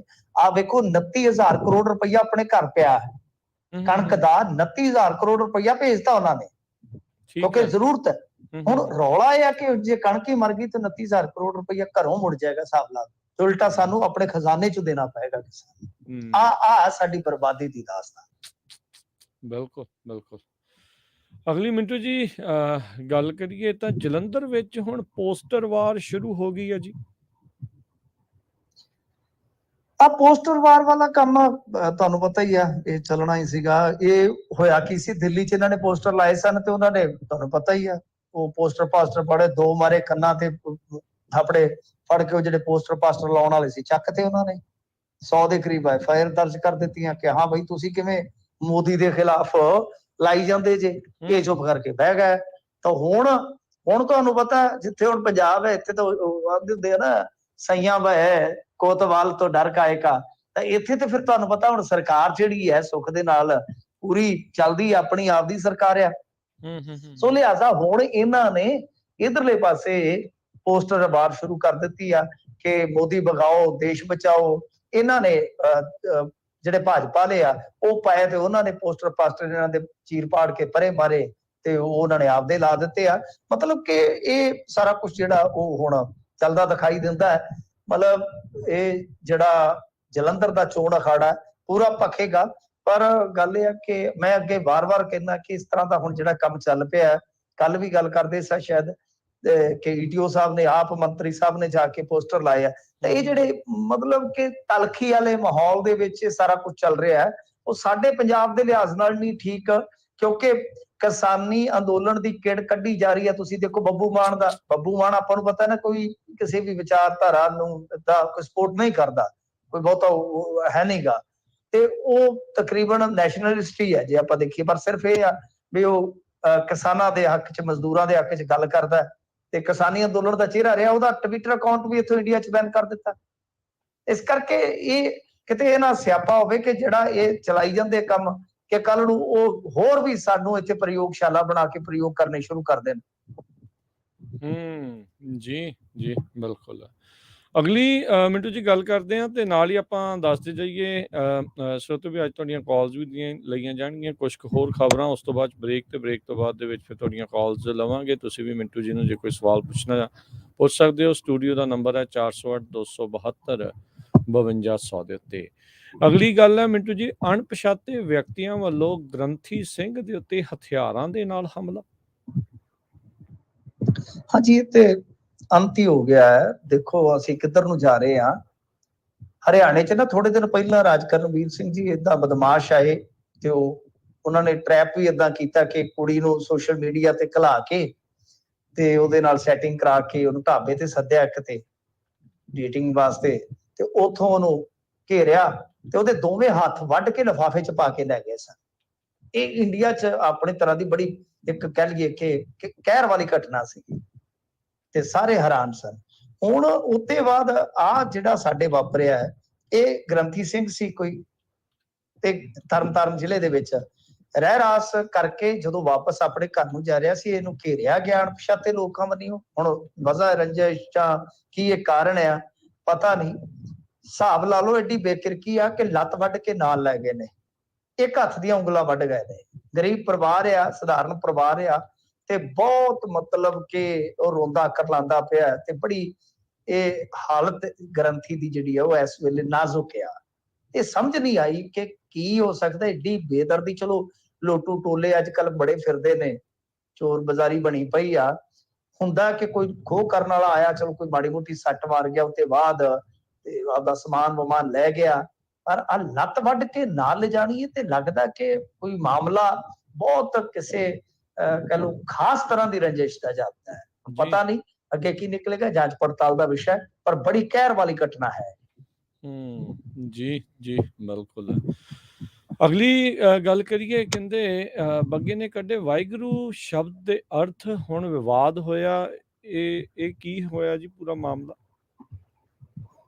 ਇਹ ਬੱਗਾ ਉਹੀ ਹੈ ਜਿਹਨੂੰ ਫੜਨੇ ਗਏ ਸਨ ਤੇ ਮੁੜ ਕੇ ਆਪ ਫੜੇ ਗਏ, ਉਹੀ ਤੇਜਿੰਦਰਪਾਲ ਬੱਗਾ। ਇਹ ਬੜਾ ਤੁਹਾਨੂੰ ਪਤਾ ਹੀ ਆ ਫਿਰਕੂ ਕਿਸਮ ਦਾ, ਤੇ ਬੜਾ ਇੱਕ ਤਰ੍ਹਾਂ ਨਾਲ ਕਹਿ ਲਓ ਕਿ ਹੋਰ ਹੀ ਇਹ ਤਬੀਅਤ ਦਾ ਬੰਦਾ ਹੈ। ਇਹ ਉਹਨਾਂ ਨੂੰ ਖੁਸ਼ ਕਰਨ ਵਾਸਤੇ ਇਹ ਜਿਹੜੇ ਹੈਗੇ ਨੇ ਬਹੁ ਗਿਣਤੀ 'ਚ ਰੈਡੀਕਲ ਲੋਕ, ਜਾਂ ਜਿਹੜੇ ਇਸ ਚੀਜ਼ 'ਚ ਰਾਜਨੀਤੀ 'ਚ ਫਾਇਦਾ ਲੈਂਦੇ ਨੇ, ਉਹਨਾਂ ਨੂੰ ਖੁਸ਼ ਕਰਨ ਦੇ ਚੱਕਰ 'ਚ ਹੁੰਦਾ। ਹਰ ਟਾਈਮ ਹੀ ਇਹਦਾ ਕੰਮ ਹੀ ਇਹ ਆ। ਕੋਈ ਇਹਨੇ ਸਿੱਧਾ ਕੰਮ ਤੇ ਕੀਤਾ ਨਹੀਂ ਅੱਜ ਤੱਕ ਮੈਨੂੰ ਲੱਗਦਾ ਜ਼ਿੰਦਗੀ 'ਚ, ਤੇ ਸਿੱਧਾ ਕਰਨ ਦੇ ਨਾ ਇਹ ਪੰਜਾਬ ਪੁਲਿਸ ਨੇ ਉਦੋਂ ਧੱਕੇ ਨਹੀਂ ਚੜਿਆ ਇਹ। ਹੁਣ ਇਹਨੇ ਮਤਲਬ ਕਿ ਇੱਕ ਪੋਸਟ ਪਾਇਆ ਸੀ, ਪਤਾ ਨਹੀਂ ਉਹ ਡਿਲੀਟ ਕਰ ਦਿੱਤਾ, ਸੁੱਕੇ ਹਾਲੇ ਹੈਗਾ। ਇਹਨੇ ਇਹਦੇ ਵਿੱਚ ਖਾਲਿਸਤਾਨੀਆਂ ਦੀ ਗੱਲ ਕਰਕੇ, ਤੇ ਮਤਲਬ ਵੀ ਜਿਹੜੇ ਏਦਾਂ ਗਾਲਾਂ ਕੱਢਦੇ ਇੰਡੀਆ ਨੂੰ ਜਾਂ ਹਿੰਦੂ ਦੇਵੀ ਦੇਵਤਿਆਂ ਨੂੰ, ਵੈਸੇ ਮੇਰੇ ਖਿਆਲ ਦੇ ਨਾਲ ਜਿਹੜਾ ਸਿਆਣਾ ਬੰਦਾ ਉਹ ਕਿਸੇ ਨੂੰ ਏਦਾਂ ਕਿਸੇ ਦੇਵੀ ਦੇਵਤੇ ਨੂੰ ਗਾਲ ਤੇ ਨਹੀਂ ਕੱਢਦਾ, ਚਾਹੇ ਉਹ ਕਿਸੇ ਵੀ ਵਿਚਾਰਧਾਰਾ ਦਾ ਹੋਵੇ। ਪਰ ਇਹ ਹੁਣ ਕਹੀ ਜਾਂਦੇ ਆ, ਇਹ ਕਹਿੰਦੇ ਆ ਜੀ ਕਿ ਮਤਲਬ ਕਿ ਉਹਨਾਂ ਨੂੰ ਦੱਸ ਰਿਹਾ ਹੈ ਕਿ ਵਾਹਿਗੁਰੂ ਕੀ ਹੁੰਦਾ ਹੈ। ਕਹਿੰਦੇ what is the meaning of Waheguru? ਵਾਹ Vishnu Vasudev from ਸਤਯੁਗ, hey Hari Krishna from ਦੁਆਪਰ, Guru Gobind from ਕਲਯੁਗ, ਰੂ ਤੇ ਕਹਿੰਦੇ ਆ ਕਿ ਰਾਮ from ਤ੍ਰੇਤਾ। ਆ ਦੇਖੋ ਇਹਦੀ ਕਰਤੂਤ ਆ। ਤੇ ਅੱਜ ਆਪਣੇ ਸਪੋਕਸਮੈਨ ਦੇ ਵਿੱਚ ਇਹਦੀ ਖਬਰ ਵੀ ਲੱਗੀ ਸੀ ਕਿ ਪਤਾ ਨਹੀਂ ਕਿਉਂ ਮਤਲਬ ਇਹੋ ਜਿਹੀਆਂ ਗੱਲਾਂ ਤੇ ਬੋਲਦੇ ਨਹੀਂ। ਇਸ ਬੰਦੇ ਨੂੰ ਚਲੋ ਮੈਂ ਨਹੀਂ ਕਹਿੰਦਾ ਕਿ ਹਿੰਸਾ ਕਰੋ ਕਿਸੇ ਕਿਸਮ ਦੀ, ਪਰ ਇਹੋ ਜਿਹੇ ਬੰਦੇ ਦੇ ਖਿਲਾਫ ਉੱਥੇ ਜੀਕੇ ਹੋਰੀ ਬੈਠੇ ਆ, ਇਹ ਸਿਰਸੇ ਅਰਗੇ ਬੈਠੇ ਆ, ਕਾਦੇ ਵਾਸਤੇ ਬੈਠੇ ਆ? ਉਦਾਂ ਕੋਈ ਪਾਕਿਸਤਾਨ 'ਚ ਗੱਲ ਹੋ ਜਾਵੇ ਤੇ ਦੋਵੇਂ ਭੱਜਦੇ ਆ ਦਵਾ ਦਵ ਪ੍ਰੈਸ ਕਾਨਫਰੰਸ ਕਰਨ ਨੂੰ। ਬਈ ਹੁਣ ਤੁਹਾਨੂੰ ਕੀ ਹੋਇਆ? ਇਹਨੂੰ ਠੋਕ ਕੇ ਜਵਾਬ ਦਿਓ ਕਿ ਕੀ ਤੁਹਾਨੂੰ ਵੀ ਨਹੀਂ ਪਤਾ ਕਿ ਇਹ ਬੰਦਾ ਜਿਹੜਾ ਇਹ ਵਾਹਿਯਾਤ ਕਿਸਮ ਦਾ ਆਦਮੀ ਹੈ, ਜਿਹੜਾ ਜਿਹਨੂੰ ਇੱਕ ਕੌਡੀ ਦੀ ਅਕਲ ਨਹੀਂ ਹੈਗੀ ਇਸ ਬਾਬਤ। ਤੁਸੀਂ ਇਹਨੂੰ ਠੋਕ ਕੇ ਜਵਾਬ ਤਾਂ ਦਿਓ ਕਿ ਤੁਹਾਨੂੰ ਵੀ ਨਹੀਂ ਪਤਾ ਕਿ ਵਾਹਿਗੁਰੂ ਦੇ ਅਰਥ ਕੀ ਹੁੰਦੇ ਨੇ। ਇਹਨੂੰ ਦੱਸੋ ਕਿ ਵਾਹ ਸ਼ਬਦ ਜਿਹੜਾ ਹੈ ਉਹ ਫਾਰਸੀ ਦਾ ਹੈ, ਗੁਰੂ ਸ਼ਬਦ ਸੰਸਕ੍ਰਿਤ ਦਾ ਹੈ ਜੀ। ਇਹ ਅਸੀਂ ਕੋਈ ਧਾਰਮਿਕ ਬੰਦੇ ਤਾਂ ਨਹੀਂ ਹੈਗੇ, ਪਰ ਇੰਨਾ ਤਾਂ ਪਤਾ ਹੀ ਹੈ ਨਾ, ਇੰਨਾ ਤਾਂ ਆਪਾਂ ਮਤਲਬ ਕਿ ਸਿੱਖਿਆ ਹੈ ਨਾ, ਸਿੱਖੀਜ਼ਮ ਦੇ ਵਿੱਚ ਜੰਮੇ ਪਲੇ ਆ, ਇੰਨਾ ਤਾਂ ਪਤਾ ਹੀ ਹੁੰਦਾ ਨਾ ਹਰੇਕ ਨੂੰ। ਤੇ ਜਿਹੜਾ ਸਿੱਖੀਜ਼ਮ ਦੇ ਵਿੱਚ ਹੋਣ ਦਾ ਢੋਂਗ ਕਰ ਰਿਹਾ ਤੇ ਤੁਹਾਡੇ ਸਾਹਮਣੇ ਸਿੱਖੀ ਦੀ ਜੜ ਵੱਢ ਰਿਹਾ, ਇਹ ਬਹੁਤ ਵੱਡੀ ਗੱਲ ਹੈ। ਤਾਂ ਤੁਸੀਂ ਉਹਦੇ ਤੇ ਘੱਟੋ ਘੱਟ ਕੋਈ ਕੰਪਲੇਂਟ ਫਾਈਲ ਕਰਾਓ ਜਾਂ ਆਪਣੀ ਪਾਰਟੀ ਕੋਲ ਇਤਰਾਜ਼ ਜਤਾਓ ਕਿ ਇਹ ਕੀ ਕਰਦਾ ਪਿਆ, ਕਿਸ ਤਰ੍ਹਾਂ ਦੀਆਂ ਗੱਲਾਂ ਕਰਦਾ, ਵਾਹਿਯਾਤ ਕਿਸਮ ਦੀਆਂ, ਜਿਹਨੂੰ ਇਹ ਨਹੀਂ ਪਤਾ ਕਿੱਧਰ ਤਰੇਤਾ ਚ ਵਾੜੀ ਫਿਰਦਾ, ਸਤਯੁਗ ਚ ਵਾੜੀ ਫਿਰਦਾ ਗੱਲ ਨੂੰ। ਸੋ ਇਹਦਾ ਇਤਰਾਜ਼ ਕਰਨਾ ਚਾਹੀਦਾ ਤੇ ਇਹਦੇ ਤੇ ਸ਼ਿਕਾਇਤ ਦਰਜ ਕਰਵਾਉਣੀ ਚਾਹੀਦੀ। ਇੱਕ ਇਹ ਤੇ ਇੱਕ ਉੱਥੇ ਇੱਕ ਪੁਨੀਤ ਸਾਹਨੀ ਕਰਕੇ ਆ, ਉਹ ਵੀ ਬਹੁਤ ਹੁਬ ਕੇ ਸਿੱਖੀ ਦੇ ਉਲਟ ਪ੍ਰਚਾਰ ਜਿਹੜਾ ਇਹ ਕਰ ਰਹੇ ਆ। ਉਹ ਤਾਂ ਨਹੀਂ ਗੱਲ ਤੇ ਫਿਰ ਇਹਨਾਂ ਨੂੰ ਉਹੀ ਤਾਂ ਰੌਲਾ ਹੈ ਨਾ ਰਾਜਕਰਨਵੀਰ ਜੀ, ਆਪਣੀਆਂ ਲੜਾਈਆਂ ਆਪਦੀਆਂ ਖਤਮ ਨਹੀਂ ਹੁੰਦੀਆਂ। ਇਹਨਾਂ ਨੂੰ ਆਰਾਮ ਨਾਲ ਉੱਥੇ ਜਾ ਕੇ ਤਮਨਾਨ ਨਾਲ ਕੋਈ ਇੰਟੈਲੈਕਚੁਅਲ ਕਿਸਮ ਦਾ ਆਦਮੀ ਅੰਗਰੇਜ਼ੀ ਦੇ ਵਿੱਚ, ਹਿੰਦੀ ਦੇ ਵਿੱਚ ਤਰਕ ਦੇ ਨਾਲ ਦੱਸੇ ਕਿ ਸੰਸਕ੍ਰਿਤ ਸ਼ਬਦ ਕਿੱਥੋਂ ਆਇਆ, ਉਹ ਕਿਹੜਾ ਸ਼ਬਦ ਆ, ਫਾਰਸੀ ਦਾ ਕਿੱਥੋਂ ਕਿਹੜਾ ਸ਼ਬਦ ਆਇਆ, ਇਹਦਾ ਮਤਲਬ ਕੀ ਬਣਦਾ ਹੈ। ਇਹ ਤਾਂ ਹੁਣ ਆਪਣੇ ਇੱਥੇ ਤਾਂ ਜਿਹੜਾ ਮਤਲਬ ਕਿ ਕਿਸੇ ਚੰਗੇ ਧਾਰਮਿਕ ਘਰ ਦੇ ਵਿੱਚ ਪੈਦਾ ਹੋਇਆ ਬੱਚਾ ਵੀ ਦੱਸ ਦਿੰਦਾ ਆਪਾਂ ਨੂੰ, ਬੱਚਾ ਵੀ ਦੱਸ ਦੇਗਾ ਤੁਹਾਨੂੰ ਕਿ ਕੀ ਅਰਥ ਹੈ। ਕੀ ਇਹਨੂੰ ਪਤਾ ਨਹੀਂ ਇਸ ਚੀਜ਼ ਦਾ? ਇਹ ਫਿਰ ਕਾਹਦਾ ਕਲੇਮ ਕਰਦਾ ਕਿ ਮੈਂ ਸਿੱਖ ਹਾਂ, ਇਹ ਆ ਉਹ ਹੈ, ਮੈਂ ਰਾਸ਼ਟਰਵਾਦੀ ਸਿੱਖ। ਚਲੋ ਠੀਕ ਹੈ, ਰਾਸ਼ਟਰਵਾਦੀ ਹੋਣਾ ਅਸੀਂ ਨਹੀਂ ਕਹਿੰਦੇ, ਤੁਹਾਡੀ ਆਜ਼ਾਦੀ ਹੈ, ਤੁਸੀਂ ਰਾਸ਼ਟਰਵਾਦੀ ਹੋਵੋ, ਜੋ ਮਰਜ਼ੀ ਹੋਵੋ, ਕਾਮਰੇਡ ਹੋਵੋ, ਜੋ ਮਰਜ਼ੀ ਹੋਵੋ, ਪਰ ਤੁਸੀਂ ਇਸ ਤਰ੍ਹਾਂ ਕਿੱਦਾਂ ਕਰ ਸਕਦੇ ਹੋ? ਤੁਸੀਂ ਸ਼ਰੇਆਮ ਕਿਵੇਂ ਇਹ ਕਰ ਸਕਦੇ ਹੋ? ਇਹ ਆਪਾਂ ਨੂੰ ਵੀ ਪਤਾ ਹੈ ਕਿ ਬਈ ਇਹ ਸ਼ਬਦ ਜਿਹੜਾ ਗੁਰੂ ਸ਼ਬਦ ਹੈ ਉਹਦੇ ਵੀ ਅਰਥ ਵੱਖਰੇ ਨੇ, ਵਾਹਿਦ ਵੀ ਵੱਖਰੇ ਨੇ। ਹੁਣੇ ਆ ਜਦੋਂ ਤੁਸੀਂ ਕਾਲਾਂ ਖੋਲੋਗੇ ਤੁਹਾਨੂੰ ਦੱਸਣਗੇ ਆ ਕੇ ਜੀ। ਤੇ ਇਹ ਆਪਾਂ ਨੂੰ ਬੇਸਿਕ ਸਿਖਾਏ ਜਾਂਦੇ ਨੇ ਯਾਰ, ਉਹ ਤਾਂ ਕਮਾਲ ਦੀ ਗੱਲ ਹੈ। ਮੈਂ ਹੈਰਾਨ ਹੈ ਕਿ ਖਬਰ ਛਪੀ ਸਪੋਕਸਮੈਨ ਕੱਲ 12 ਵਜੇ ਦੀ, ਤੇ ਅਜੇ ਤੱਕ ਕੋਈ ਇਹਨਾਂ ਨੇ ਕੋਈ ਇਹਦੇ ਖਿਲਾਫ ਦਿੱਲੀ 'ਚ ਬੈਠਿਆਂ ਨੇ ਕੋਈ ਗੱਲ ਨਹੀਂ ਕੀਤੀ। ਹੱਦ ਹੋ ਗਿਆ। ਤੇ ਦਿੱਲੀ ਕਮੇਟੀ ਵੀ ਹੁਣ ਤੁਹਾਨੂੰ ਪਤਾ ਕਾਲਕਾ ਹੋਰੀ ਤੇ ਇੱਥੇ ਤੁਰੇ ਫਿਰਦੇ ਆ ਕਿ ਇੱਥੇ ਬੜਾ ਜੀ ਐਸਜੀਪੀਸੀ ਵਾਲੇ ਐਂ ਕਰਦੇ ਉਹ ਕਰਦੇ, ਤੇ ਤੁਸੀਂ ਉੱਥੇ ਕੀ ਕਰਨ ਡਏ ਜੀ? 28 ਮਾਰਚ ਦਾ ਨੇ ਟਵੀਟ ਕੀਤਾ, ਅਜੇ ਤੱਕ ਟਵੀਟ ਹੈਗਾ ਉਹਦੀ ਪ੍ਰੋਫਾਈਲ ਦੇ ਉੱਤੇ, ਅਜੇ ਹੈਗਾ ਨਾ ਟਵੀਟ? ਹਾਂ, ਮੈਂ ਤੇ ਟਵਿੱਟਰ ਤੇ ਨਹੀਂ ਗਾ। ਤੇ ਇਹਦਾ ਰੱਖੋ ਲੈ ਕੇ ਸਕਰੀਨਸ਼ਾਟ, ਇੱਥੋਂ ਭੇਜ ਕੇ, ਨਹੀਂ ਤਾਂ ਇੱਥੋਂ ਵੀ ਤੁਸੀਂ ਕੰਪਲੇਂਟ ਦਰਜ ਕਰਵਾ ਸਕਦੇ ਆ, ਤਾਂ ਤੁਸੀਂ ਭੇਜੋ ਈਮੇਲ ਇਹਦਾ। ਠੀਕ ਹੈ ਜੀ, ਜੀ ਜੀ ਸ਼ੁਕਰੀਆ ਇਹਦੇ ਲਈ। ਤੇ ਅਗਲੀ ਜਿਹੜੀ ਮਿੰਟੂ ਜੀ ਗੱਲ ਕਰਦੇ ਜਾਈਏ, ਰਾਮਨੌਮੀ ਤੋਂ ਬਾਅਦ ਕੁਝ ਰਾਜਾਂ ਦੇ ਵਿੱਚ ਹਿੰਸਾ ਦੇਖੀਆਂ ਬਹੁਤ ਸਾਰੀਆਂ ਵੀਡੀਓਜ਼ ਮਿੰਟੂ ਜੀ ਆ ਰਹੀਆਂ। ਉਸ ਦੇ ਬਾਹਰ ਜਿੱਦਾਂ ਪਹਿਲਾਂ ਵੀ ਕਰਦੇ ਰਹੇ ਆ, ਉਹ ਜਲੂਸ ਲੈ ਕੇ ਬਾਹਰ ਮਸਜਿਦਾਂ ਦੇ ਬਾਹਰ ਕਿਸ ਤਰੀਕੇ ਦੇ ਨਾਲ ਪੱਥਰਬਾਜੀ ਵੀ, ਹੋਰ ਬਹੁਤ ਕੁਝ ਹੋ ਰਿਹਾ ਆ। ਕੀ ਚੱਲ ਰਿਹਾ ਇੱਥੇ? ਦੇਖੋ, ਇਹ ਕੱਲ ਹੀ ਸ਼ੁਰੂ ਹੋ ਗਈ ਸੀਗੀ ਹਿੰਸਾ ਗੁਜਰਾਤ ਦੇ ਵਿੱਚ ਵੀ, ਵਡੋਦਰਾ 'ਚ, ਮਹਾਰਾਸ਼ਟਰ ਦੇ ਵਿੱਚ ਵੀ, ਛਤਰਪਤੀ ਸੰਭਾਜੀ ਨਗਰ, ਜਲਗਾਮ ਬੰਗਾਲ ਦੇ ਵਿੱਚ, ਹਾਵੜਾ, ਇਸਲਾਮਪੁਰ, ਲਖਨਊ, ਇੱਥੇ ਸਾਰਿਆਂ ਦੇ ਵਿੱਚ ਹੋਈ ਹੈ। ਇਹ ਵਾਰ-ਵਾਰ ਜਦੋਂ ਦੇਖੋ ਰਾਜਕਰਨਵੀਰ ਸਿੰਘ ਜੀ, ਸੁਪਰੀਮ ਕੋਰਟ ਨੇ ਕੀ ਗੱਲ ਕਹੀ ਹੈ, ਉਹ ਹੁਣ ਦੇਖੋ ਜੱਜ ਦੇ ਮਗਰ ਪੈ ਗਏ ਸੀਗੇ, ਜੋਸਫ ਸਾਹਿਬ ਦੇ, ਉਹ ਤੁਹਾਨੂੰ ਪਤਾ ਉਹ ਵੀ ਮਾਈਨੋਰਿਟੀ ਚੋਂ ਆਉਣ ਵਾਲੇ। ਮਤਲਬ ਕਿ ਇੱਥੇ ਹੁਣ ਕੀ ਕਰੋਗੇ ਤੁਸੀਂ? ਪਰ ਇਹ ਆ ਕਿ ਦਾਦ ਦੇਣੀ ਪਏਗੀ ਸੁਪਰੀਮ ਕੋਰਟ ਦੇ ਜੱਜਾਂ ਦੀ, ਉਹ ਦਬਦੇ ਨਹੀਂ ਇਹਨਾਂ ਦੇ ਅੱਗੇ, ਦਬਦੇ ਨਹੀਂ ਹੈ। ਉਹਨਾਂ ਨੇ ਕੀ ਕਿਹਾ ਸੀ? ਉਹਨੇ ਕਿਹਾ ਧਰਮ ਨੂੰ ਅਲੱਗ ਕਰ ਦਿਓ ਰਾਜਨੀਤੀ ਤੋਂ, ਆ ਤੁਹਾਡਾ ਨਫ਼ਰਤੀ ਭਾਸ਼ਣਾਂ ਵਾਲਾ ਕੰਮ ਜਿਹੜਾ ਮੁੱਕ ਜਾਏਗਾ। ਬਿਲਕੁਲ ਸਹੀ ਗੱਲ ਹੈ, ਨਫ਼ਰਤ ਹੀ ਬਹੁਤ ਹੱਦ ਤੱਕ ਘਟ ਜਾਏਗੀ। ਤਾਂ ਗੱਲ ਇਹ ਹੈ ਕਿ ਉਹ ਇਹ ਥੋੜੀ ਕਹਿ ਰਹੇ ਕਿ ਧਰਮ ਨੂੰ ਖਤਮ ਕਰ ਦਿਓ। ਰਾਜਨੀਤੀ ਇੱਕ ਧਾਰਮਿਕ ਪੁਰਸ਼ ਧਰਮ ਦੇ ਹਿਸਾਬ ਨਾਲ ਚੱਲੇ, ਧਾਰਮਿਕ ਹੋ ਕੇ ਚੱਲੇ, ਤੇ ਮੈਨੂੰ ਲੱਗਦਾ ਕਿ ਉਹਦੇ ਵਰਗੀ ਤਾਂ ਗੱਲ ਹੀ ਨਹੀਂ। ਰਾਜਨੀਤੀ ਉਹਦੀ ਬੜੀ ਸਾਫ਼ ਸੁਥਰੀ ਰਾਜਨੀਤੀ ਹੋਏਗੀ। ਪਰ ਆਪਣੇ ਪੰਥਕ ਹੋਣ ਵਾਲੇ ਕੀ ਕਰਦੇ ਰਹੇ ਆ? ਪੰਥ ਦੇ ਨਾਮ ਤੇ ਵੋਟਾਂ ਲੈਣ ਵਾਲੇ। ਤਾਂ ਗੱਲ ਇਹ ਹੈ ਕਿ ਜਿਹੜੇ ਬੰਦਿਆਂ ਨੇ ਫਿਰ ਕੁਫਰ ਤੋਲਣੇ, ਜਿਹੜੇ ਬੰਦਿਆਂ ਨੇ ਫਿਰ ਘੁਟਾਲੇ ਕਰਨੇ ਨੇ ਇਹਨਾਂ ਚੀਜ਼ਾਂ ਦੇ ਲੈ ਕੇ, ਤੇ ਗੱਲ ਤਾਂ ਉੱਥੋਂ ਸ਼ੁਰੂ ਹੁੰਦੀ ਹੈ। ਖੈਰ, ਇਹ ਬਿਲਕੁਲ ਤੁਹਾਡੀ ਗੱਲ ਦਰੁਸਤ ਆ ਕਿ ਜਦੋਂ ਜਿੱਥੇ ਕਿਤੇ ਘੱਟ ਗਿਣਤੀਆਂ ਦੀ ਬਹੁ ਗਿਣਤੀ ਵਾਲਾ ਇਲਾਕਾ, ਉੱਥੇ ਜਾ ਕੇ ਇਸ ਤਰ੍ਹਾਂ ਚੜਾਉਣਾ। ਪਿਛਲੀ ਵਾਰ ਬਿਹਾਰ ਦੇ ਵਿੱਚ ਹੋਇਆ, ਕਿੱਡੀ ਵੱਡੀ ਹਿੰਸਾ ਹੋ ਗਈ, ਉਹਦੇ ਵਿੱਚ ਕੇਂਦਰੀ ਮੰਤਰੀ ਦੇ ਮੁੰਡੇ ਦਾ ਸਾਰਾ ਕਸੂਰ ਸੀਗਾ। ਪਰ ਕੌਣ ਸੁਣਦਾ ਇਹ ਜਿਹੀਆਂ ਗੱਲਾਂ। ਤੇ ਇਸ ਤਰ੍ਹਾਂ ਹੁਣ ਮਮਤਾ ਬੈਨਰਜੀ ਦਾ ਵੀ ਬਿਆਨ ਹੈ, ਹਾਲਾਂਕਿ ਮਮਤਾ ਬੈਨਰਜੀ ਹੋਰਾਂ ਦਾ ਵੀ ਕਸੂਰ ਆ। ਮੈਂ ਤੁਹਾਨੂੰ ਐਵੇਂ ਕਹਾਂ, ਇਹਨਾਂ ਦੇ ਬੰਦੇ ਵੀ ਬਹੁਤ ਵਾਇਲੈਂਟ ਨੇ ਉੱਥੇ ਬੰਗਾਲ ਦੇ ਵਿੱਚ। ਕਦੇ ਕਾਮਰੇਡਾਂ ਦੇ ਸੱਟਾਂ ਮਾਰਤੀਆਂ, ਕਦੇ RSS ਵਾਲਿਆਂ ਦੇ ਮਾਰਤੀਆਂ। ਇਹ ਜਦੋਂ ਜਿੱਤੇ ਸੀ ਇਲੈਕਸ਼ਨ, ਇਹਨਾਂ ਨੇ ਕਿਵੇਂ ਘਰ ਫੂਕੇ ਸੀ, ਕਿਵੇਂ ਬਲਾਤਕਾਰ ਕੀਤੇ ਸੀ ਜਨਾਨੀਆਂ ਦੇ। ਸਾਊ ਨਹੀਂ ਹੈਗੇ ਇੱਥੇ ਕੋਈ ਵੀ। ਸੋ ਇਸ ਕਰਕੇ, ਪਰ ਹੁਣ ਇਹ ਕਹਿ ਰਹੀ ਹੈ ਕਿ ਅਸੀਂ ਚੇਤਾਵਨੀ ਦਿੱਤੀ ਸੀ ਕਿ ਮੁਸਲਿਮ ਇਲਾਕਿਆਂ 'ਚ ਸ਼ੋਭਾ ਯਾਤਰਾ ਨਾ ਕੱਢੋ। ਹੁਣ ਜੇ ਸ਼ੋਭਾ ਯਾਤਰਾ ਤੇ ਪਾਬੰਦੀ ਲਾਏਗੀ ਕੋਈ ਸਰਕਾਰ, ਤਦ ਵੀ ਉਹ ਫਸ ਜਾਏਗੀ। ਜੇ ਉਹ ਅਲਾਉ ਕਰਦੇ ਨੇ ਤਾਂ ਤਦ ਵੀ ਆਹ ਹਾਲ ਹੈ। ਹੁਣ ਜਦੋਂ ਆਪਾਂ ਕਿਸੇ ਦੇ ਘਰ ਅੱਗੇ ਜਾ ਕੇ ਜਾਂ ਮਸਜਿਦ ਅੱਗੇ ਜਾ ਕੇ DJ ਲਾ ਕੇ ਤੇ ਏਦਾਂ ਕਰੀਏ, ਆਪਣਾ ਤੁਸੀਂ ਜਾਓ, ਬੜੇ ਸਦਭਾਵਨਾ ਨਾਲ ਜਾਓ ਯਾਰ, ਦੱਸ ਕੇ ਜਾਓ ਅਗਲੇ ਨੂੰ ਕਿ ਅਸੀਂ ਇੱਧਰੋਂ ਜਾਣਾ ਹੈ ਯਾਰ। ਉਹਨਾਂ ਦੇ ਵਧੀਆ ਬੰਦਿਆਂ ਨਾਲ ਗੱਲ ਕਰੋ, ਇੱਧਰ ਦੀ ਲੰਘਣਾ। ਹੁਣ ਆਪਣੇ ਨਗਰ ਕੀਰਤਨ ਕਿਹੜਾ ਹਿੰਦੂ ਭੈਣ ਭਰਾਵਾਂ ਦੇ ਘਰਾਂ ਦੇ ਮੋਰੇ ਨਹੀਂ ਗੁਜ਼ਰਦੇ, ਜਾਂ ਉਹਨਾਂ ਦੀ ਸ਼ੋਭਾ ਯਾਤਰਾ ਪੰਜਾਬ ਚੋਂ ਕਿਉਂ ਨਹੀਂ ਗੁਜ਼ਰਦੀ? ਸਾਰੇ ਸਵਾਗਤ ਕਰਦੇ ਨੇ ਇੱਕ ਦੂਜੇ ਦਾ, ਕਿਉਂਕਿ ਇੱਥੇ ਉਹ ਮਾਹੌਲ ਨਹੀਂ ਹੈਗਾ। ਤੇ ਤਾਂ ਹੀ ਤਾਂ ਆਪਾਂ ਡਰਦੇ ਹਾਂ ਕਿ ਇੱਥੇ ਮਾਹੌਲ ਬਣ ਨਾ ਜਾਵੇ ਕਿਸੇ ਕਿਸਮ ਦਾ। ਉੱਥੇ ਬੰਗਾਲ ਦੇ ਵਿੱਚ ਪੋਲਰਾਈਜੇਸ਼ਨ ਤੁਹਾਨੂੰ ਪਤਾ ਹੀ ਆ, ਜਿੱਥੇ ਜਿੱਥੇ ਇਹ ਚੀਜ਼ ਜਾਂਦੀ ਆ ਉੱਥੇ ਤੇ ਫਿਰ ਇਹ ਹੁੰਦਾ। ਮੈਂ ਇਹ ਨਹੀਂ ਕਹਿੰਦਾ, ਉਹਨਾਂ ਦੇ ਵਿੱਚੋਂ ਵੀ ਕੁਝ ਬੰਦੇ ਗਲਤ ਨੇ, ਮੁਸਲਮਾਨਾਂ ਦੇ ਵਿੱਚੋਂ ਵੀ ਬੰਦੇ ਕੁਝ ਜਿਹੜੇ ਆ ਉਹ ਇਸ ਗੇਮ ਨੂੰ ਸਗੋਂ ਜ਼ਿਆਦਾ ਕਰਵਾਉਂਦੇ ਆ। ਪਰ ਜੋ ਵੀ ਹੋ ਰਿਹਾ ਬਹੁਤ ਗਲਤ ਆ। ਇਹੋ ਜਿਹੀਆਂ ਧਾਰਮਿਕ ਯਾਤਰਾਵਾਂ ਇਹ ਤੇ ਭਾਈਚਾਰਾ ਵਧਾਉਣ ਵਾਸਤੇ, ਪਰ ਇੱਥੇ ਹਿੰਸਾ ਹੋਣ ਰਹੀ ਆ ਤੇ ਕਿੰਨੇ ਸ਼ਹਿਰਾਂ 'ਚ ਹਿੰਸਾ ਹੋ ਰਹੀ ਆ। ਬਹੁਤ ਦੁਖਦ ਗੱਲ ਹੈ। ਜੀ ਜੀ, ਆਪਾਂ ਇੱਥੇ ਇੱਕ ਬ੍ਰੇਕ ਲਵਾਂਗੇ। ਬ੍ਰੇਕ ਤੋਂ ਬਾਅਦ ਮੁੜ ਕੇ ਫਿਰ ਵਾਪਸ ਹਾਜ਼ਰ ਹੁੰਦੇ ਆ। ਤੇ ਸਰੋਤਿਓ, ਤੁਹਾਡੀਆਂ ਕਾਲਸ ਜਿਹੜੀਆਂ ਆਪਾਂ ਲਵਾਂਗੇ। ਕਾਲ ਤੁਸੀਂ ਕਰ ਸਕਦੇ ਹੋ ਮਿੰਟੂ ਜੀ ਨੂੰ ਸਵਾਲ ਪੁੱਛਣ ਦੇ ਲਈ। ਸਟੂਡੀਓ ਦਾ ਨੰਬਰ ਹੈ 408 272 5200 4082725200। ਮਿਲਦੇ ਆ ਇੱਕ ਬ੍ਰੇਕ ਤੋਂ ਬਾਅਦ 'ਚ।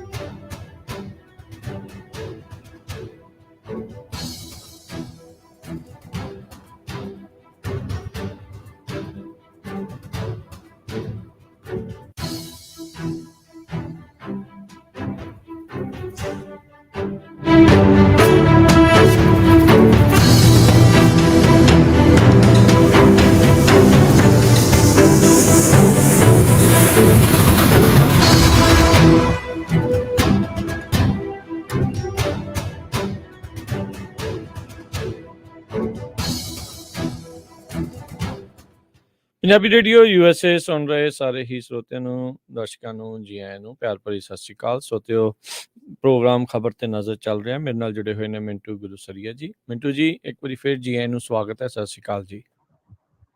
ਜੀ ਸਤਿ ਸ਼੍ਰੀ ਅਕਾਲ ਜੀ। ਜੀ ਸਰੋਤਿਓ, ਜੇ ਤੁਸੀਂ ਵੀ ਹੁਣ ਸਵਾਲ ਪੁੱਛਣਾ ਚਾਹੁੰਦੇ ਹੋ, ਮਿੰਟੂ ਜੀ ਨੂੰ ਕਾਲ ਕਰ ਸਕਦੇ ਹੋ। ਨੰਬਰ ਹੈ 408 272 5200 4082725200 ਦੇ ਉੱਤੇ। ਮਿੰਟੂ ਜੀ, ਕਾਲਸ ਲੈਣ ਤੋਂ ਪਹਿਲਾਂ ਤੁਸੀਂ ਸਿੱਧੂ ਹੁਣਾਂ ਦੀ ਜਿਹੜੀ ਰਿਹਾਈ ਦੀ ਗੱਲ ਜਿਹੜੀ ਉਹ ਦੱਸ ਰਹੇ ਸੀਗੇ, ਸੋ ਇਹ ਹੁਣ ਕਨਫਰਮ ਹੈ? ਹੁਣ ਕਈ ਮਹੀਨਿਆਂ ਦੀਆਂ ਜਿਹੜੀਆਂ ਅਟਕਲਾਂ ਉਹ ਮਤਲਬ ਪੱਕੀਆਂ ਹੋ ਗਈਆਂ ਵੀ ਇਸ ਮਹੀਨੇ ਮਤਲਬ ਕੱਲ ਨੂੰ ਹੀ ਉਹ ਬਾਹਰ ਆ ਰਹੇ ਨੇ? ਸਰਕਾਰ ਨੇ ਕਹਿ ਦਿੱਤਾ, ਜਦੋਂ ਉਹਨਾਂ ਨੇ ਆਪਦੇ ਜਿਹੜਾ ਆਫੀਸ਼ੀਅਲ ਟਵਿੱਟਰ ਹੈਂਡਲ ਹੈ ਉਹਦੇ ਤੋਂ ਟਵੀਟ ਹੀ ਕਰ ਦਿੱਤਾ, ਤਾਂ ਕੱਲ ਸਾਫ਼ ਹੈ ਕਿ ਕੱਲ ਨੂੰ ਰਿਹਾਈ ਹੋ ਜਾਏਗੀ। ਜੀ ਜੀ ਜੀ। ਤੇ ਮਿੰਟੂ ਜੀ, ਜਿੰਨੀ ਦੇਰ ਤੱਕ ਆਪਾਂ ਕਾਲਸ ਉਡੀਕ ਰਹੇ ਹਾਂ, ਤਾਂ ਜੇ ਬੇਮੌਸਮੀ ਬਾਰਿਸ਼ ਦੀ ਜਿਹੜੀ ਭਾਰੀ ਬਾਰਿਸ਼ ਨੂੰ ਲੈ ਕੇ ਆ, ਜਿਹੜੀ ਪਹਿਲੀ ਅਜੇ ਗਿਰਦਾਵਰੀ ਹੈ ਜੇ ਪੂਰੀ ਵੀ ਨਹੀਂ ਸੀ ਹੋਈ, ਹੁਣ ਹੋਰ ਨੁਕਸਾਨ ਜਿਹੜਾ ਉਹ ਹੋ ਰਿਹਾ ਆ, ਹੋ ਤਾਂ ਬਹੁਤ ਜ਼ਿਆਦਾ ਨੁਕਸਾਨ ਰਿਹਾ। ਸਰਕਾਰ ਕੀ ਕਦਮ ਜਿਹੜੀ ਉਹ ਚੱਕ ਰਹੀ ਆ ਵੀ ਭਾਈ ਇਹਨਾਂ ਨੂੰ ਮੁਆਵਜ਼ੇ ਦੇ ਲਈ ਕੀ ਕੁਝ ਹੋਵੇਗਾ, ਤੇ ਕਿੰਨੇ ਕੁ % ਨੁਕਸਾਨ ਦੀ ਜਿਹੜੀ ਇਸ ਟਾਈਮ ਕਿਆਸ ਰਹੀ ਹੈ? ਦੇਖੋ, ਗੱਲ ਇਹ ਆ ਕਿ ਜੋ ਇਸ ਵੇਲੇ ਹਾਲਾਤ ਨੇ, ਇਹ ਪੈਸੇ ਤਾਂ ਦੇ ਦੇਣਗੇ ਹੁਣ 100% ਖਰਾਬੇ ਤੇ ਦੇ ਦੇਣਗੇ, 15,000 ਰੁਪਇਆ ਦੇ ਦੇਣਗੇ। ਇਹਨਾਂ ਦੇ ਵਾਸਤੇ ਇਹੀ ਹੈ ਨਾ, 15,000 ਰੁਪਇਆ ਦੇ ਦਿੱਤਾ ਤੇ ਉੱਤੇ ਬਾਅਦ ਜਿਹੜਾ ਅੱਧ ਪਚੱਦਾ ਉਹਦਾ 6800 ਦੇ ਦਿੱਤਾ, ਵਧਾਇਆ ਇਹਨਾਂ ਨੇ, ਚੰਗੀ ਗੱਲ ਆ। ਤੇ ਹੁਣ ਗੱਲ ਤਾਂ ਇਹੀ ਆ ਨਾ ਕਿ ਇਹ ਜਿਹੜੀ ਮਾਰ ਪੈਂਦੀ ਆ ਉਹਦੇ ਨਾਲ ਨੁਕਸਾਨ ਤੇ ਜ਼ਿਆਦਾ ਇਹਨਾਂ ਦੀ ਭਰਪਾਈ ਹੋ ਨਹੀਂ ਸਕਦੀ, ਹੋ ਨਹੀਂ ਸਕਦੀ। ਤਾਂ ਇਹਦੇ ਵਾਸਤੇ ਤਾਂ ਇਹੋ ਹੈ ਕਿ ਕੁਝ ਮੁਆਵਜ਼ਾ ਹੋਵੇ, ਤੇ ਜਾਂ ਫਿਰ ਅੱਜ ਜਿਵੇਂ ਇਹਨਾਂ ਨੇ ਕਿਹਾ ਕਿ ਅਸੀਂ ਕ੍ਰੌਪ ਇੰਸ਼ੋਰੈਂਸ ਜਿਹੜੀ ਆ ਉਹ ਲਿਆਉਣ ਦੇ ਬਾਰੇ ਸੋਚ ਰਹੇ ਹਾਂ, ਉਹ ਵੀ ਠੀਕ ਆ ਕੁਛ ਹੱਦ ਤੱਕ, ਤਾਂ ਚੰਗੀ ਗੱਲ ਆ ਕਿ ਮੇਰੇ ਖਿਆਲ ਦੇ ਨਾਲ ਜੇ ਇਸ ਪਾਸੇ ਇਹ ਸਾਰਾ ਕਦਮ ਚੁੱਕਣ ਤਾਂ। ਪਰ ਜਿਹੜਾ ਨੁਕਸਾਨ ਹੁੰਦਾ ਹੈ ਨਾ, ਕਣਕ ਤੁਸੀਂ ਦੇਖੋ, ਅੱਜ ਕਣਕ ਦਾ ਰੇਟ ਕੀ ਆ, ਆਪਾਂ ਜੇ ਦੇਖੀਏ ਤੇ 2-2.5 ਹਜ਼ਾਰ ਨੂੰ ਕਣਕ ਆ, ਤੇ ਜਿਹੜੀ ਆਰਗੈਨਿਕ ਬੀਜੀ ਹੋਈ ਹੈ ਕਿਸਾਨਾਂ ਦੀ ਜੀ, ਉਹ ਤਾਂ ਐਦੋਂ ਵੀ ਮਹਿੰਗੀ ਜਾਣੀ ਆ। ਹੁਣ ਜੇ ਆਪਾਂ ਉਹਨੂੰ ਕੈਲਕੂਲੇਟ ਕਰੀਏ, ਮੰਨ ਲਓ ਇੱਕ ਕਣਕ ਜਿਹੜੀ ਹੈ ਉਹ 50 ਬਣ ਵੀ ਨਿਕਲੇ, 50 ਦੇ ਕਿੰਨੇ ਕੁਆਂਟਲ ਬਣ ਗਏ? 20 ਕੁਆਂਟਲ ਜੀ, 20 ਕੁਆਂਟਲ ਬਣ ਗਏ, ਤੇ 20 ਨੂੰ ਹੁਣ ਗੁਣਾ ਕਰ ਲਓ ਤੁਸੀਂ, ਕਣਕ ਤੇ ਔਸਤ ਜਿਹੜੀ ਆ ਉਹ 45-50 ਹਜ਼ਾਰ ਦੀ ਬਣ ਗਈ। ਤਾਂ ਇਹਦੇ ਲਈ ਉਹੀ ਹੈ ਕਿ ਘਾਟਾ ਤਾਂ ਪੂਰਾ ਨਹੀਂ ਹੋ ਸਕਦਾ, ਹਾਂ ਇੱਕ ਹੱਥ ਫੜਦਾ ਹੀ ਆ ਗਵਰਨਮੈਂਟ, ਤੇ ਉਹ ਚੰਗਾ ਉਦਮ ਆ। ਉਹਦੇ ਵਾਸਤੇ ਮੇਰੇ ਖਿਆਲ ਦੇ ਨਾਲ ਹੁਣ ਕ੍ਰੌਪ ਇੰਸ਼ੋਰੈਂਸ ਦੇਣ ਦਾ ਸਮਾਂ ਆ ਗਿਆ ਹੈ। ਤੇ ਵੈਸੇ ਵੀ ਮੇਰੇ ਖਿਆਲ ਦੇ ਨਾਲ ਕੁਝ ਹੱਦ ਤੱਕ ਸਾਨੂੰ ਨਿੱਜੀ ਸੈਕਟਰ ਨੂੰ ਵੀ ਇੱਧਰ ਲਿਆਉਣਾ ਚਾਹੀਦਾ ਹੈ, ਮਤਲਬ ਕਿ ਸਰਕਾਰ ਵਿੱਚ ਪੈ ਕੇ, ਜਿਵੇਂ ਅੱਗੇ ਇਹਨਾਂ ਨੇ ਕੀਤਾ ਸੀ ਉਵੇਂ ਨਹੀਂ, ਨਿੱਜੀ ਸੈਕਟਰ ਆਵੇ, ਕੰਟਰੈਕਟ ਫਾਰਮਿੰਗ ਵਗੈਰਾ ਜਿਹੜੀ ਹੈ ਉਹਦੇ ਵਿੱਚ ਵੀ ਹੈ ਕਿ ਕਿਸਾਨ ਪਹਿਲਾਂ ਆਪਦੇ ਪੈਸੇ ਲੈ ਲੈਂਦਾ ਤੇ ਉਹਨੂੰ ਆਪਦੀ ਮਿਹਨਤ ਕਰਕੇ ਜੋ ਵੀ ਆ ਉਹਦੀ ਬਣਦੀ ਆ ਉਹ ਉਤਪਾਦਨ ਦੇ ਦੇਵੇ, ਪਰ ਉਹਦੇ ਚ ਸਰਕਾਰ ਇਨਵੋਲਵ ਰਹੇ। ਅੱਗੇ ਸਰਕਾਰ ਤਾਂ ਬਿਲਕੁਲ ਪਾਸੇ ਹੀ ਸੀਗੇ ਨਾ, ਜੋ ਉਹਦੇ ਵਿੱਚ ਇਹਨਾਂ ਨੇ ਪ੍ਰਬੰਧ ਕੀਤਾ ਸੀਗਾ। ਤਾਂ ਪੰਜਾਬ ਸਰਕਾਰ ਇਸ ਤਰ੍ਹਾਂ ਨਿੱਜੀ ਪਲੇਅਰਾਂ ਨੂੰ ਲੈ ਆਵੇ ਤੇ ਕ੍ਰੌਪ ਇੰਸ਼ੋਰੈਂਸ ਦੇਵੇ। ਕਈ ਕਦਮ ਹੈਗੇ ਨੇ ਜਿਹੜੇ ਚੁੱਕੇ ਜਾ ਸਕਦੇ ਆ। ਔਰ ਦੂਜੀ ਗੱਲ ਹੈ ਕਿ ਕਲਾਈਮੇਟ ਚੇਂਜ ਨਾਲ ਹੁਣ ਸਾਰੀ ਦੁਨੀਆ ਲੜ ਰਹੀ ਹੈ। ਵੈਸੇ ਦੇਖੋ, ਜਿਹੜੇ ਥਿਊਰਿਸਟ ਨੇ ਉਹ ਤਾਂ ਇਹ ਵੀ ਕਹਿ ਰਹੇ ਆ ਕਿ ਖਾਸ ਜ਼ਰਖੇਜ਼ ਇਲਾਕਿਆਂ ਦੇ ਵਿੱਚ, ਜਿਵੇਂ ਪਾਕਿਸਤਾਨ ਤੇ ਜਾਂ ਇਧਰੋਂ ਇਹ ਹੋ ਗਿਆ ਆਪਣਾ ਪੰਜਾਬ, ਚੜ੍ਹਦਾ ਪੰਜਾਬ, ਲਹਿੰਦਾ ਪੰਜਾਬ, ਜਾਂ ਜਿਹੜਾ ਵੀ ਜ਼ਰਖੇਜ਼ ਇਲਾਕਾ ਹੈ, ਕਿ ਉੱਥੇ ਬਾਰਿਸ਼ ਜਿਹੜੀ ਹੈ ਉਹ ਬਨਾਵਟੀ ਤੌਰ ਤੇ ਕਰਵਾਈ ਜਾ ਰਹੀ ਹੈ, ਕਿਉਂਕਿ ਸਾਇੰਸ ਤੇ ਅੱਜ ਸਰਮਾਏਦਾਰੀ ਦਾ ਕਬਜ਼ਾ ਹੈ। ਇਹ ਥਿਊਰਿਸਟ ਬੋਲ ਰਹੇ ਨੇ, ਮੈਂ ਨਹੀਂ ਬੋਲ ਰਿਹਾ। ਮੇਰਾ ਇੱਕ ਬਹੁਤ ਕਲੋਜ਼ ਫਰੈਂਡ ਹੈ, ਉਹ ਇਸ ਥਿਊਰੀ ਤੇ ਬਹੁਤ ਕੰਮ ਕਰਦਾ ਹੈ, ਥਿਊਰਿਸਟ ਹੈ। ਤਾਂ ਕਹਿਣ ਦਾ ਭਾਵ ਇਹ ਹੈ ਕਿ ਬਈ ਗੱਲ ਇਹ ਹੈ ਕਿ ਹੁਣ ਇਹ ਸੱਚ ਹੈ ਕਿ ਕੱਚ ਹੈ ਤਾਂ ਆਪਾਂ ਨਹੀਂ ਕਹਿ ਸਕਦੇ, ਕਿਉਂਕਿ ਆਪਣਾ ਰੇਡੀਓ ਦਾ ਕੰਮ ਹੈ, ਆਪਾਂ ਹਰੇਕ ਗੱਲ ਜਿਹੜੀ ਹੈ ਇਦਾਂ ਜੋ ਮੂੰਹ ਚ ਆਵੇ ਨਹੀਂ ਕਹਿ ਸਕਦੇ। ਪਰ ਇਹ ਚਾਹੇ ਕਲਾਈਮੇਟ ਚੇਂਜ ਹੈ, ਚਾਹੇ ਉਹ ਥਿਊਰੀ ਹੈ, ਚਾਹੇ ਕੁਝ ਵੀ ਹੈ, ਪਰੰਤੂ ਇਹਦੇ ਨਾਲ ਨਜਿੱਠਿਆ ਕਿੱਦਾਂ ਜਾਵੇ ਉਸ ਹਿਸਾਬ ਨਾਲ। ਕਿਉਂਕਿ ਆਪਣੀਆਂ ਦੇਖੋ ਖੇਤੀ ਦੀ ਜਿਹੜੀ ਤਰੱਕੀ ਆ, ਖੇਤੀ ਦਾ ਇਤਿਹਾਸ ਜੇ ਆਪਾਂ ਦੇਖੀਏ ਇੰਡੀਆ ਚ ਕਹਿੰਦੇ ਆ ਕਿ 1000 ਈਸਾ ਪੂਰਵ ਸਾਲ ਤੋਂ ਹੈ ਤੁਰਿਆ ਆਉਂਦਾ ਹੈ ਖੇਤੀ ਦਾ। ਆਪਣੀਆਂ 2 ਫਸਲਾਂ ਦਾ ਚੱਕਰ ਜਿਹੜਾ ਹੈ ਨਾ, ਜਿਵੇਂ ਪੰਜਾਬ ਚ ਹੈ, ਇਹ ਵਿਰਲਾ ਹੀ ਮਿਲੇਗਾ ਤੁਹਾਨੂੰ ਦੁਨੀਆ ਚ, ਵਿਰਲਾ ਮਿਲੇਗਾ। ਉਹ ਕਾਹਦੇ ਕਰਕੇ ਸੀ? ਕਿਉਂਕਿ ਆਪਣਾ ਮੌਸਮ ਹੀ ਕੁਝ ਇਸ ਤਰ੍ਹਾਂ ਦਾ ਸੀਗਾ ਇੰਡੀਆ ਦੇ ਵਿੱਚ। ਤਾਂ ਬਹੁਤੀਆਂ ਥਾਵਾਂ ਤੇ ਮਤਲਬ ਕਿ ਜਿਵੇਂ ਹੁਣ ਮੌਨਸੂਨ ਕਦੇ ਕਿਤੇ ਆ ਗਿਆ, ਕਦੇ ਕਿਤੇ ਆ ਗਿਆ, ਕਦੇ ਐ ਤੁਰਿਆ ਆਉਂਦਾ ਹੈ, ਸਾਈਕਲ ਉਹਦਾ ਇਸ ਤਰ੍ਹਾਂ ਚੱਲਦਾ ਹੈ। ਤਾਂ ਹੁਣ ਕੀ ਹੈ ਕਿ ਜੇ ਉਹ ਸਾਈਕਲ ਟੁੱਟ ਰਿਹਾ ਹੈ ਉਸ ਹਿਸਾਬ ਨਾਲ, ਕਿ ਜਿਵੇਂ ਆਪਾਂ ਦੇਖਦੇ ਹਾਂ ਕੇਰਲ ਚ ਆ ਗਿਆ ਜੀ ਮਾਨਸੂਨ, ਉਹ ਮਈ ਚ ਸ਼ੁਰੂ ਹੋ ਜਾਂਦਾ, ਆਪਣੇ ਆਉਂਦੇ ਆਉਂਦੇ ਜੁਲਾਈ ਹੋ ਜਾਂਦੀ ਆ। ਤਾਂ ਮਤਲਬ ਕਿ ਜਿਹੜਾ ਸਾਈਕਲ ਟੁੱਟ ਰਿਹਾ ਹੈ, ਕਿ ਅੱਜ ਹੁਣ ਜਿਵੇਂ ਸਾਉਣ ਦੀਆਂ ਝੜੀਆਂ ਨੇ, ਇਸ ਤਰ੍ਹਾਂ ਝੜੀਆਂ ਲੱਗ ਰਹੀਆਂ ਨੇ। ਤੇ ਮੈਂ ਆਪਣੀ ਜ਼ਿੰਦਗੀ ਚ ਇੱਥੇ ਜਿਸ ਇਲਾਕੇ ਚ ਮੈਂ ਜੰਮਿਆ ਪਲਿਆ, ਜਿਵੇਂ ਸਿੱਧੂ ਮੂਸੇਵਾਲਾ ਕਹਿੰਦਾ ਸੀ ਨਾ, ਮੈਂ ਟਿੱਬਿਆਂ ਦਾ ਪੁੱਤ, ਅਸੀਂ ਟਿੱਬਿਆਂ ਚ ਜੰਮੇ ਪਲੇ ਆ। ਪੋਲੀਆਂ ਨਾਲ ਸਾਡੇ ਘਰ ਭਰ ਜਾਂਦੇ ਹੁੰਦੇ ਸੀਗੇ, ਬੜੀਆਂ ਹਨੇਰੀਆਂ ਆਉਂਦੀਆਂ ਹੁੰਦੀਆਂ ਸੀ ਇਸ ਰੁੱਤ ਚ, ਪਰ ਆਹ ਕੰਮ ਨਹੀਂ ਸੀ ਦੇਖਿਆ ਸੀ ਕਦੇ। ਮੀਂਹ ਆਉਂਦੇ ਸੀ, ਇੱਕ ਵਾਰੀ ਜ਼ਿੰਦਗੀ ਚ ਮੈਂ ਦੇਖਿਆ ਸੀ, ਉਦੋਂ ਮੰਡਲੀਆਂ ਦੇ ਵਿੱਚ ਹੀ ਕਣਕ ਉੱਗ ਪਈ ਸੀ। ਪਰੰਤੂ ਆਹ ਜਿਹੜਾ ਗੜੇਮਾਰੀ, ਤੂਫਾਨ, ਲਗਾਤਾਰ ਮੀਂਹ, ਇਹ ਸਾਰੀਆਂ ਚੀਜ਼ਾਂ ਅਸੀਂ ਆਪਣੀ ਲਾਈਫ ਚ ਨਹੀਂ ਸਕਦੀਆਂ। ਜੀ ਜੀ ਜੀ। ਤੇ ਆਪਣੇ ਨਾਲ ਜੁੜੇ ਨੇ ਇੰਦਰਜੀਤ ਜੀ। ਸਤਿ ਸ਼੍ਰੀ ਅਕਾਲ ਜੀ, ਕੀ ਸਵਾਲ ਹੈ ਜੀ? ਸਤਿ ਸ਼੍ਰੀ ਅਕਾਲ। ਹਾਂਜੀ, ਸਤਿ ਸ਼੍ਰੀ ਅਕਾਲ ਜੀ। ਜੀ ਮੇਰੇ ਮਿੰਟੂ ਸਾਹਿਬ ਨੂੰ, ਮਿੰਟੂ ਜੀ ਨੂੰ ਕੁਐਸਚਨ ਸੀਗਾ, ਅੱਜ ਆਨਸਰ ਦੇ ਸਕਦੇ ਤਾਂ ਵੀ ਠੀਕ ਹੈ, ਨਹੀਂ ਅਗਲੇ ਫਰਾਈਡੇ ਦੇ ਦੇਣ। ਇੱਕ ਤਾਂ ਮੇਰਾ ਕੁਐਸਚਨ ਇਹ ਸੀ ਵੀ ਜਦੋਂ ਮਹਾਰਾਜਾ ਰਣਜੀਤ ਸਿੰਘ ਨੇ ਮਿਸਲਾਂ ਤੇ ਜਿੱਤ ਪ੍ਰਾਪਤ ਕੀਤੀ ਸੀ, ਉਸ ਟਾਈਮ ਮਿਸਲਾਂ ਦੇ ਆਗੂ ਕਿਹੜੀ ਕੌਮ ਦੇ ਸੀ ਔਰ ਕਤਲੇਆਮ ਕਿਹੜੀ ਕੌਮ ਦਾ ਹੋਇਆ ਸੀ ਜਿਹਦੇ ਨਾਲ ਉਹ ਮਹਾਰਾਜਾ ਬਣੇ ਸੀ? ਦੂਜਾ ਕੁਐਸਚਨ ਮੇਰਾ ਇਹ ਸੀ ਵੀ SGPC ਕੀ ਖੁਦ ਮੁਖਤਿਆਰ ਸੰਸਥਾ ਹੈ? ਕੀ ਇਹਦੀ ਮੀਟਿੰਗਾਂ ਦੇ ਵਿੱਚ, ਹਰ ਮੀਟਿੰਗ ਦੇ ਵਿੱਚ DC ਬੈਠਦਾ ਉਸ ਜ਼ਿਲ੍ਹੇ ਦਾ ਕਿ ਨਹੀਂ ਬੈਠਦਾ? ਕਿ ਆਲ ਇੰਡੀਆ ਗੁਰਦੁਆਰਾ ਐਕਟ ਜਿਹੜਾ ਹੈ ਇਹਦਾ ਸੰਵਿਧਾਨ ਸਰਕਾਰ ਨਾਲ ਮਿਲ ਕੇ ਬਣਾਇਆ ਹੋਇਆ ਕਿ ਖੁਦ ਮੁਖਤਿਆਰ ਹੈ? ਜਾਂ ਜੇ ਇਹਦੇ ਆਨਸਰ ਨਹੀਂ ਹੈ ਤਾਂ ਅਗਲੇ ਫਰਾਈਡੇ ਤੱਕ ਇਹਦੀ ਪੂਰੀ ਸਰ ਮੈਂ ਤੁਹਾਨੂੰ ਇੱਕ ਗੱਲ ਦੱਸ ਦੇਵਾਂ ਜੀ, ਇਤਿਹਾਸ ਸਾਡਾ ਵਿਸ਼ਾ ਨਹੀਂ ਹੈ ਜੀ।